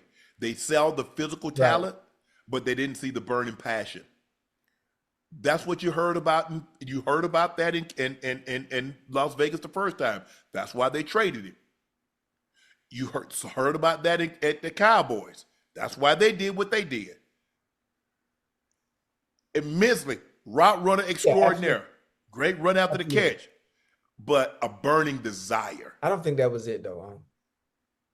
Okay. I think he was coming in to be wide receiver number 1, and things weren't how they probably made it seem they would be once he got there. And he realized, okay, this is not. They're the Raiders. You're not going to the Eagles. You're not going to Kansas City. Who called him? Look at the team that called you. Shouldn't that tell you something, Yeah, Ocho? something ain't right. Then you got Gene. I guarantee. I know I'm right. I know I'm right. I'm gonna ask him. I'm gonna ask him. You know Amari from the crib, right? From Miami. Yeah, Yeah. I'm gonna ask him. 'Cause I mean, just it's a great situation. Geno Smith, Aston Genty. I'm assuming you would be wide receiver number one. Brock Brock Bowers. Bowers. I mean, that's a great situation to be in. I mean, to me, Las Vegas. I mean, man. I think Ocho also, look, if your heart ain't in it, it's hard to fake this game, It Ocho. is. It is. It's hard to roll your ass up out of bed because, hey, these licks hurt. Yeah. And it's gotta be a desire. You gotta learn to jump out of bed. Because that's why people have success when they enjoy doing what they're doing. When you jump up out of bed, when you look forward to it, Ocho, there was never a day that I didn't look forward to getting my ass up going to practice or going to the game. I have a question, huh? Yes. Did Amari even have a chance to practice with them? Did he have a chance to practice? Yeah, he practiced. Yeah. You know what? He's not, he could see this is not going to be what I thought it was. For one, Jacoby Myers is still there, right? Yes. Number 10. I think number Deontay Thornton. I don't know if I'm saying his name the right way. Boy, young bull can go. And I think he might be the one they're viewing as wide receiver number one. So Amari didn't like the situation they were putting him in. You knew that before you went there. I'm just saying, I guarantee you that's why he said, you know what? Nah, this ain't it. Ocho. This ain't it. Let me ask you a question. When the free agent window opened up, who called him? When teams started OTAs, who called him? When training camp started, who called him? That don't tell you nothing? I got you. I'm just telling you why he said that. Nah, this ain't it. I'm gonna hang it up. This ain't it. Hey, but I know one thing. The Marines got them one. They got a nice little setup over there. Yeah. If your heart ain't in it, you should. That's what you should do, Ocho. Yeah. Hang it up. Don't go out there, waste them people time, waste your time, take money from them, take a position from somebody else. Let somebody that have a burning desire that wants to be out there, let them go do that. Amari Cooper's made tons of money. He good. But if your heart ain't in it, go ahead and step aside. Go ahead and step aside. That's why we do what we do at Nightcap. I get excited to do Nightcap. I don't like, oh man, damn, we got to do Nightcap tonight. Damn. Call out. Damn, I got to go, woof. I got to go on the road, tape another Club Shay Shay. I don't say that. Because I enjoy what I do. Now, if and when there come a time, it's going to be the Ocho and somebody else show. Ooh.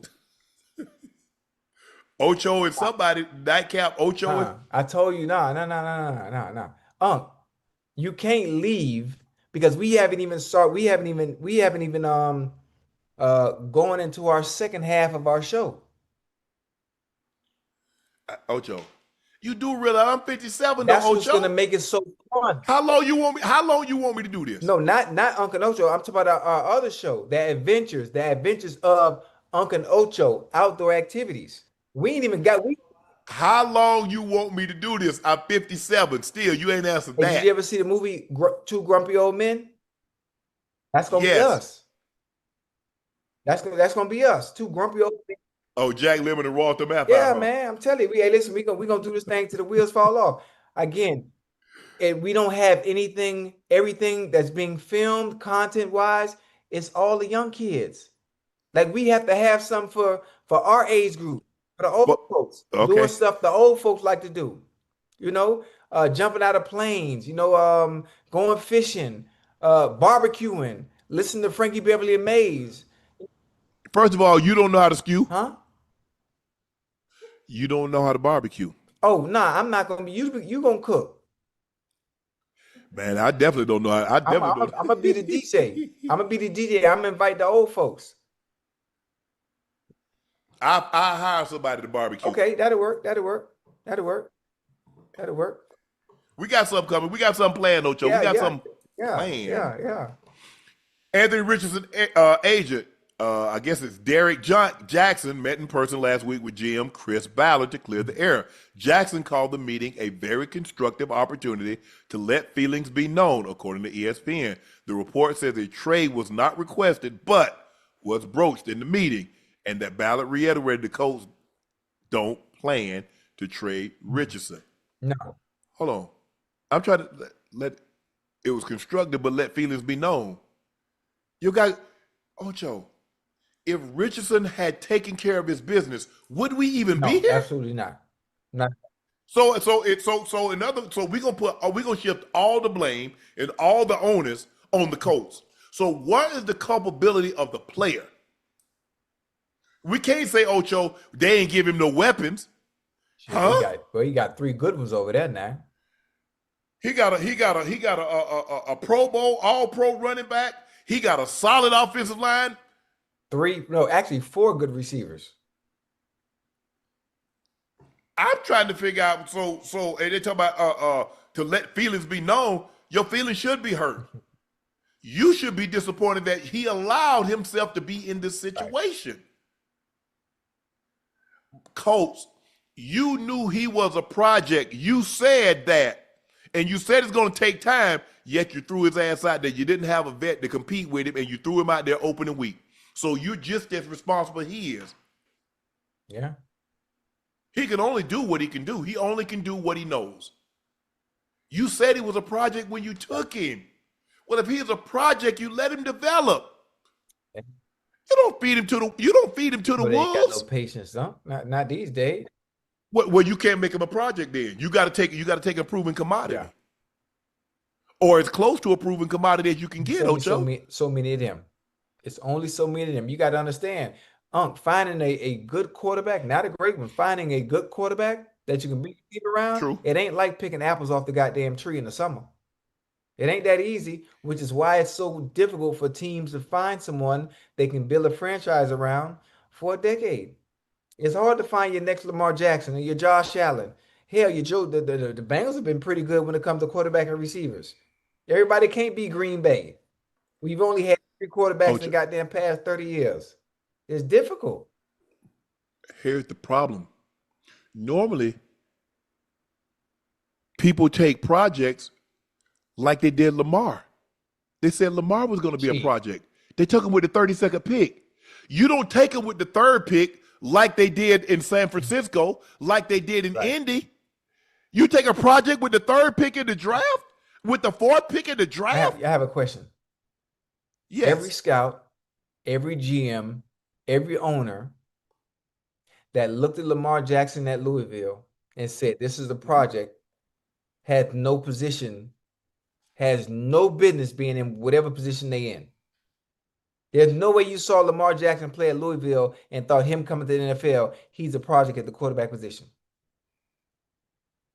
Well, I can see why they saw that, because even though he threw the ball, it's like, could he eventually throw the ball from the pocket? And he's shown. I was a guy with look, he got to play quarterback. If he can't hack it at quarterback, then move. But I'm going to play that role first. And if I don't succeed at that, Ocho, whatever y'all want me to play, y'all want to play wide receiver, y'all want to play DB, y'all want to play running back, I'll do that. But I'm going to get a crack at this quarterback first. Because y'all let Tebow play quarterback, so I'm damn sure going to play quarterback. I think I can throw the ball better than him. With that being said, who did San Francisco trade all those picks for? What? Trey Lance. They say, Ocho, you moved heaven and earth for a project? Oh, hell no. You moved that for a Joe Burrow. You moved that for a Trevor Lawrence. You don't move that for a guy that started 16 games and then sat out the next. Oh, no. Hey. And so that's my problem. My problem with the Colts is that you knew what you was drafting, and then you was like, okay, go. This guy is like the heir apparent of a company. He's going to be CEO one day. Well, the dude get on the job, you make him CEO tomorrow. No! And then you wonder why he didn't succeed. Bro, you said you gonna let him grow into the role. You said you gonna let him transition into the role. But You don't put him in the role immediately. you have to understand, Unc, when you take players as high as they took Anthony Richardson, people's jobs on the line. People's jobs on the line, so they have no choice but to put them out there and see what you can get. Am I going to get a return on my investment? Because I got to put my investment out there right now. I don't have the patience. I want to win right now. I want to win right now. Look what Green Bay did. Did they put Aaron Rodgers out there right away? No, they didn't have to. Look what they had in front of them. Did they put Lawrence out? Love. That's Ocho. My point is that what you do is that now you get him out there. Now you find out that like Trey Lance really he's not going to be a franchise quarterback. How do you get that taste out your mouth? It's a toss-up. Now, you've seen 2 years of work from Richardson. I know they're saying publicly, but do you actually think they think this guy going to be a franchise quarterback, Ocho? No. Damn.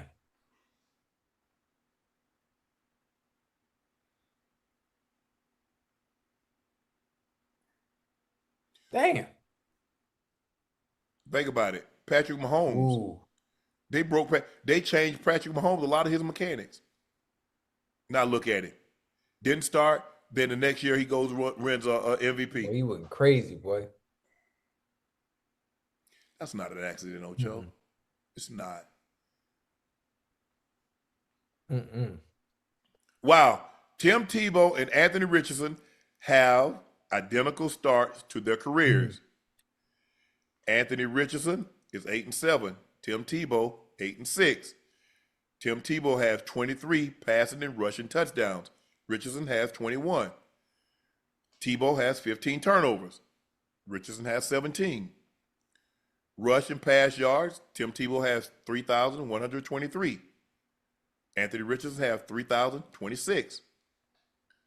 Completion percentage, 47.4 for Tebow, 50.6 for Richardson. Hey, I have a question. Yes. Are those numbers good? No, they're awful.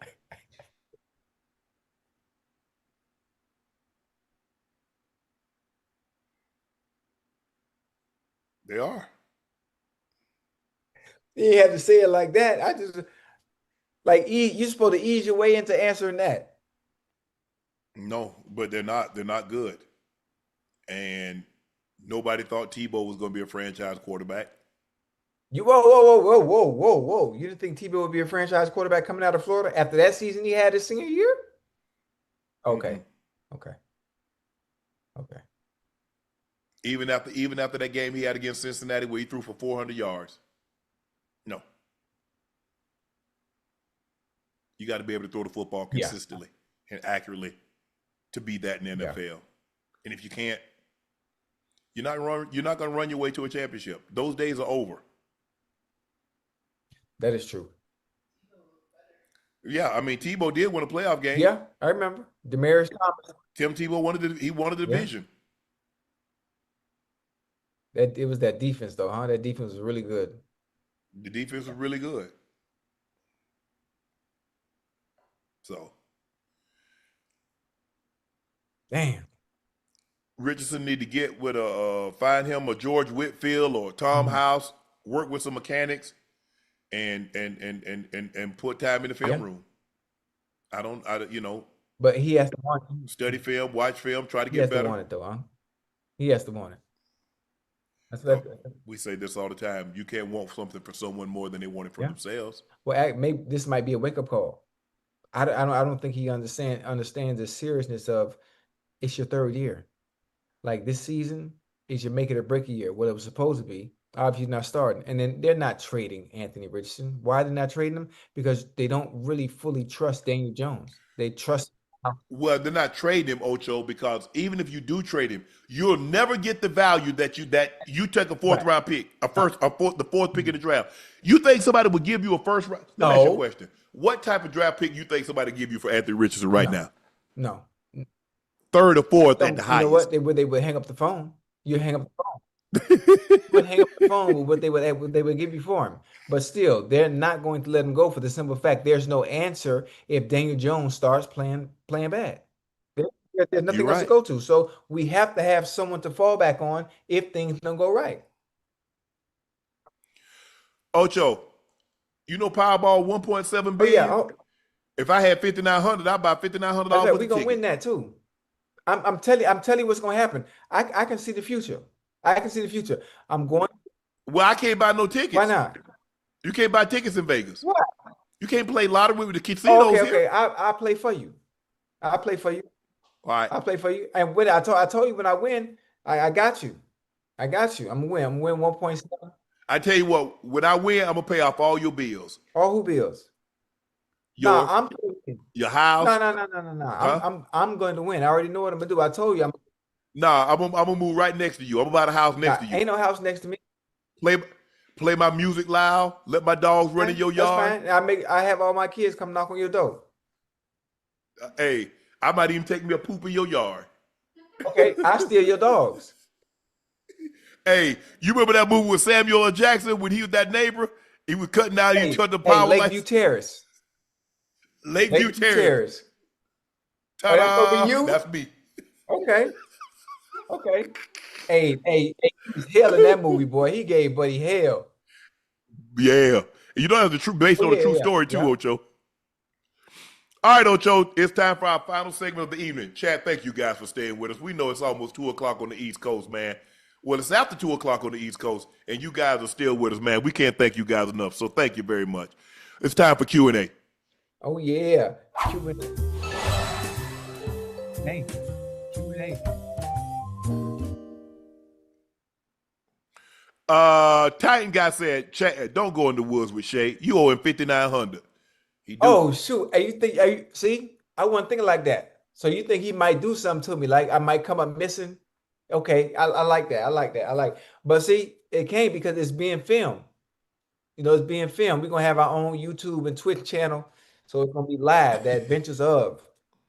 We can go. Cut. I'm just thinking about all the things we could do, man. Hunting, grizzlies, deer, squirrels. Oh, ooh, boy, it's so much untapped potential that's out there that like nobody's touched these spaces and these lanes that we can dominate in. But go ahead. Okay.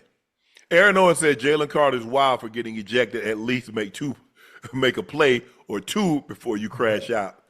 Aaron, you're absolutely right. I don't know if I've ever seen that happen, Ocho. Get ejected before the game? No. During, yes. Before, no. Yeah. Excuse me. Howard Bell said, not gonna lie, if Jalen Carter teammate, I'm looking at him sideways. The Eagles held their own, but it almost cost them the game. Oh. Yes, it absolutely did. Almost. 2Live_Cannon said Dak deserved a fine for instigating, but Jalen low-key dumb for retaliating. I'm an Eagles fan, but I'm cool with the suspension. I'm telling Dak, I'll see you real soon if I'm Jalen Carter. Lineman ain't defend you, spit back. I'm just going to go out there and get me, free rush. Yeah, exactly. That's what I said, Ocho. Don't even worry about it, Dak. Yeah. I get you. I'm going to get you. Aaron Jones said, to say Dak baited him, you admitted he was wrong. Just stop, Shannon. That's the whole objective, Aaron. Yeah, it's the bait to get him to do something. That's the point. If I can get you thrown out of the game, yes. Yes. Yes. Yes. Yes. That's my job. That's why we talk trash, to get you out of your game. Yeah. Man crazy. What if he spits at you and smirks, which looks like Dak did disrespectfully? Long as you spit on the ground, I don't give a damn where you spit. Long as it ain't on me. Y'all still Ocho, they tried the way to make Jalen Carter right in this situation. Yeah, they are.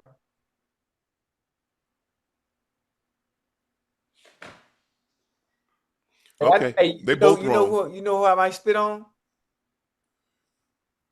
I'm gonna spit on Debo. And I'm gonna make him fight me. I'm gonna make him fight. He gonna fight you, all right. You got to No, do no, that. no, no, no, no, no. Because I want him extremely mad. I want him angry. I want him to exert so much energy trying to hurt me, where I use it against him. Because I'm gonna be nice and calm and relaxed. I don't know, not no MMA. You ain't I gonna be mean, nice, calm, and who ain't? relaxed. Man, I don't mean, man. All right. You don't believe in your co-host?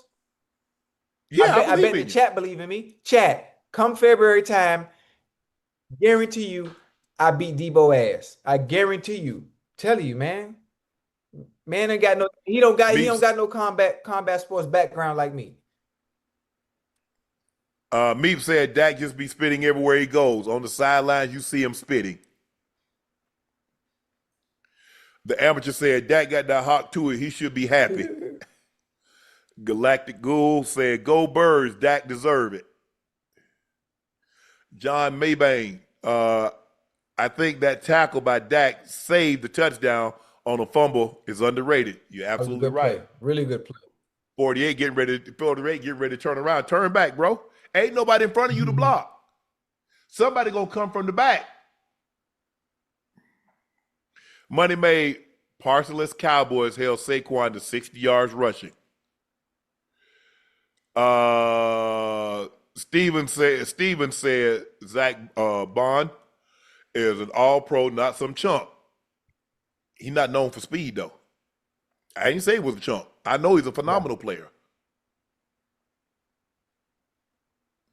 Quentin Mobley, Ocho, please make sure you change Miles Sanders' speed on Madden like yesterday. Not tomorrow, not Saturday, but yesterday. ASAP. Love the show. Yeah, whatever his speed is, Ocho, you got to dock him by 5 or 6. I got you. No, 5 or 6 too much. I'll dock him by 3. By 3. 3 is What is his speed? I don't know. I'm not sure what it is. Oh. I'm not sure what it is. Brother Seaman says Ocho breath be stinking. Damn, Ocho, how you know? I don't know. He's just making up stuff. You know, nobody came up. Okay. Jamar Thomas said Philly secondary sketchy. Detroit will run to them score on them. I don't respect Philly or Jalen Carter. You got him at a 90, Ocho. For real? On speed. That's kind of fast too now. Exactly. You got to drop him down to 91 on acceleration. You got to drop him down to 88. 88 my ass, 72.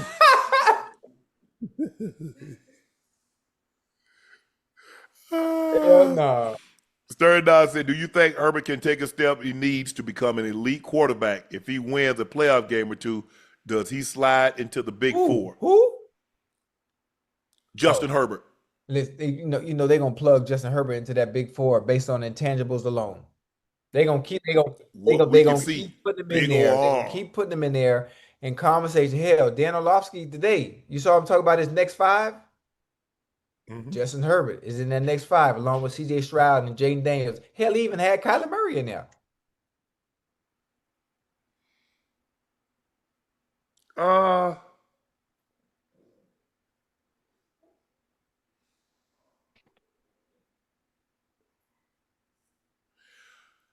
That injury kind of set Kyler back, and then losing D-Hop. Yeah. I mean, he got Marvin Harrison Jr. now, so it'll be interesting to see what he looks like this year.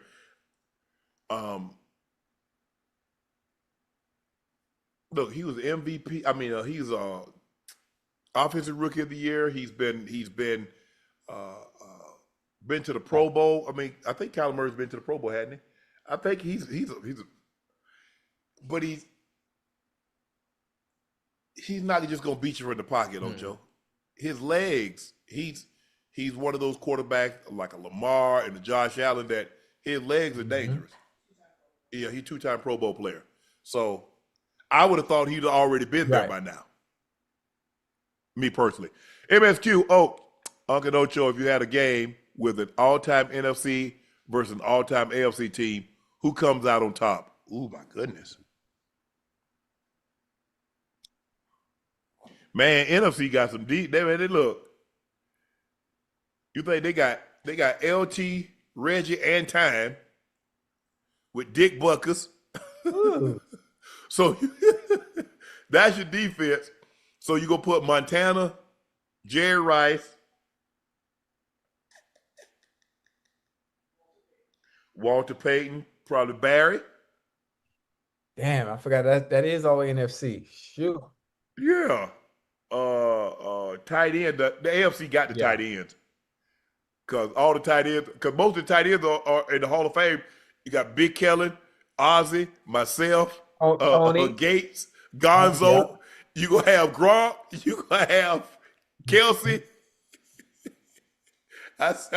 You got Casper, who's in the Hall. So most of the time, I'm trying to think who's all in the Hall. You got Charlie Sanders, and you got Jack. Shell, I don't think you got and Dicker, because you got Mackey. So most of the tight ends. Woo, that's a good one. AFC quarterback is gonna be Brady. Who the running backs? And you got Moss was in the NFC. Yeah. I think the NFC go 10. What you thinking, Ocho? Shoot. You got think about it. You got Aaron Donald. Yep. You got Reggie White. You got Lawrence Taylor. You got Time. You got Buckers. You got Ronnie Lott. They got to be some. I'm trying. It's hard for me. I'm trying to think. My brain script right now. You got Deacon Jones. You got Merlin Olsen. That's all NFC though. I know. That's what I'm saying. Running backs, you got Walter Payton, you got Emmitt Smith, you got Eric Dickerson, you got Barry Sanders. Them boys loaded, boy. I mean, AFC. I mean, you know the old school players a little better than I do. AFC, I know we got some on that side too now. Yeah, I'm trying to think. Running backs. AFC. O.J. Simpson will probably O.J. Simpson. Who else in the Hall of Fame? Edgerrin James. EJ. Jerome Bettis. Quarterbacks, you got Brady. Tight ends, we got the tight ends. We gonna dog walk them in tight ends. Who you gonna be your wide receivers? Oh yeah, we got LT LaDania. Who you gonna be wide receiver for the AFC? We got Moss. I'm going Moss in New the England NFC. Moss. No, New England Moss. What about Minnesota Moss? Nah, we going New England Moss. The Moss that scored 23 touchdowns. Trying to think who else we got AFC receivers. AB. Lance Allworth. Where hell? Andre Reed. Yeah. Hey, where Eric? I'm in the AFC. I'm going to AFC. Where Eric Moles at, man? I don't know. Shizzo Flex says, all I know is Burrow get passes for missing the playoffs with a bad defense, but in 23, Hurts had the 31st ranked defense and still won 11 games. He ain't lie. Quentin May says, what do you think who got the best separation tonight? Oh, you talking about wide receiver? Didn't look like a whole lot of people because on 19 completions, you had 152 yards. That's less than 8 yards of completion. That ain't good. So it don't seem like a whole lot of people got celebration. I know one thing. E. Cambridge said CeeDee just showed why Jerry Rice is the GOAT. He puts that game away on ice and catches the Pickens one-hander. Yeah, I mean, look,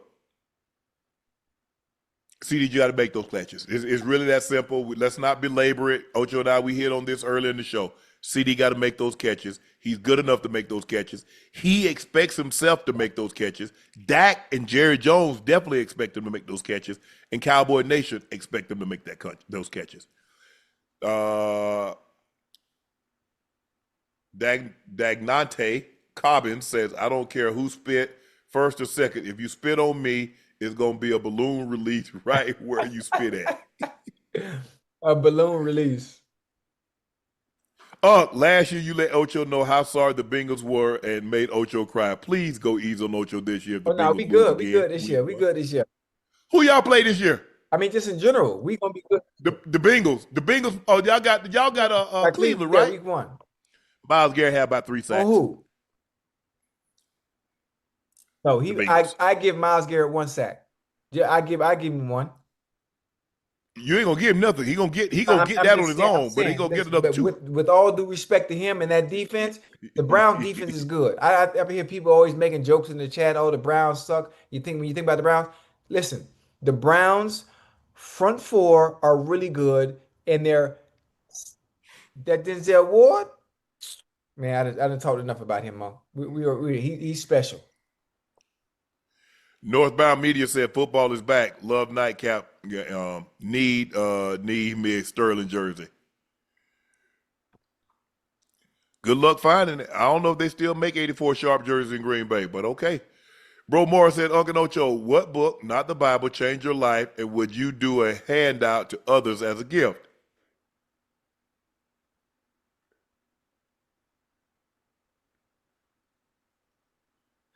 Okay, change your life, and I guess he said, would you or do you hand out others as gift? Oh man, What happened? trying to think, what book would I give someone other than the Bible?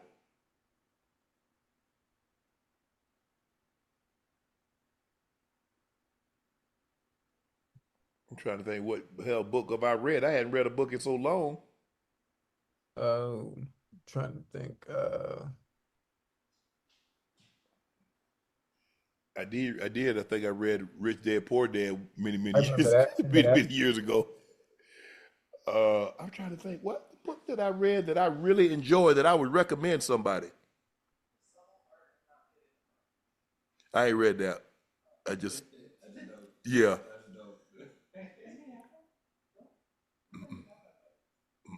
I yeah. They probably left it in here. We got to get back to that. I don't know. I'm trying to think what book I'll actually give someone.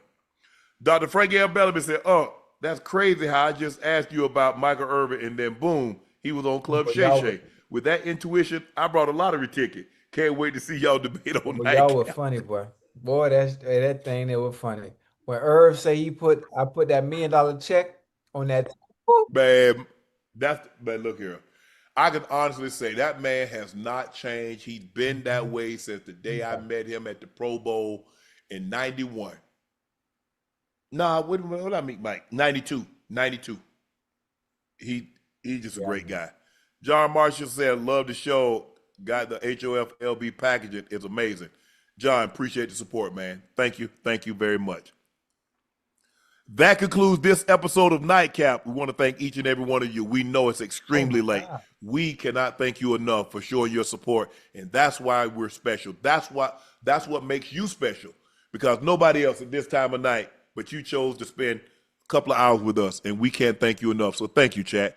Give yourself a round of applause because you were special tonight. We really appreciate that. NFL, don't delay no more games. Thank you guys for joining us for another episode of Nightcap. I'm your favorite Unc Shannon Sharpe, my partner and co-host.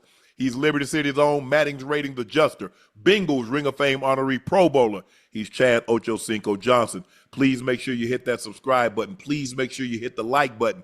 And do us all a favor. Go subscribe to the Nightcap podcast feed wherever you get your podcast from. We'd like to thank each and every one of you again for your support and your continued support. Because of you, Nightcap is what it's become. Make sure you check out my Laportier, Shade by Laportier. If you can't find it in a city or a state near you, order it online. We'll ship it directly to your door. Please drink responsibly, and it's the best tasting VSOP cognac on the market. Don't take my word for it. Try it for yourself. And to commemorate my brother being selected to the Pro Football Hall of Fame, we've come up with a commemorative bottle of Shea by Laportier. You look at the packaging on your screen. Just head over to laportiercognac.com to grab yours while supplies last. Thank you to each and every one of you that have purchased one, and we can't thank you enough. Please go follow my media company page on all of its platforms, Shay Shay Media, and my clothing company, 84, with 84 being spelled out. That link is pinned in the chat. We've got a new show launched under the umbrella of Shay Shay Media, the Debo and Joe Show with James Harrison and Joe Hayden. Please go subscribe and check out their YouTube page, Debo and Joe. They'll be live tomorrow morning at 11 a.m. Eastern. Their days are Monday. Their days are Monday, Tuesday, and Friday at 11 a.m. Eastern time. Go show them a little love. The Eagles opened the season trying to defend their Super Bowl, the last year's Super Bowl, with a win at home, 24-20. Jalen Hurts rushed for 2 touchdowns. CeeDee had 4 costly drops, and Jalen Carter gets ejected from the game without playing a snap for spitting on Dak Prescott. Thank you guys for joining us. I'm Unc. He's Ocho. We'll see you tomorrow night. Peace.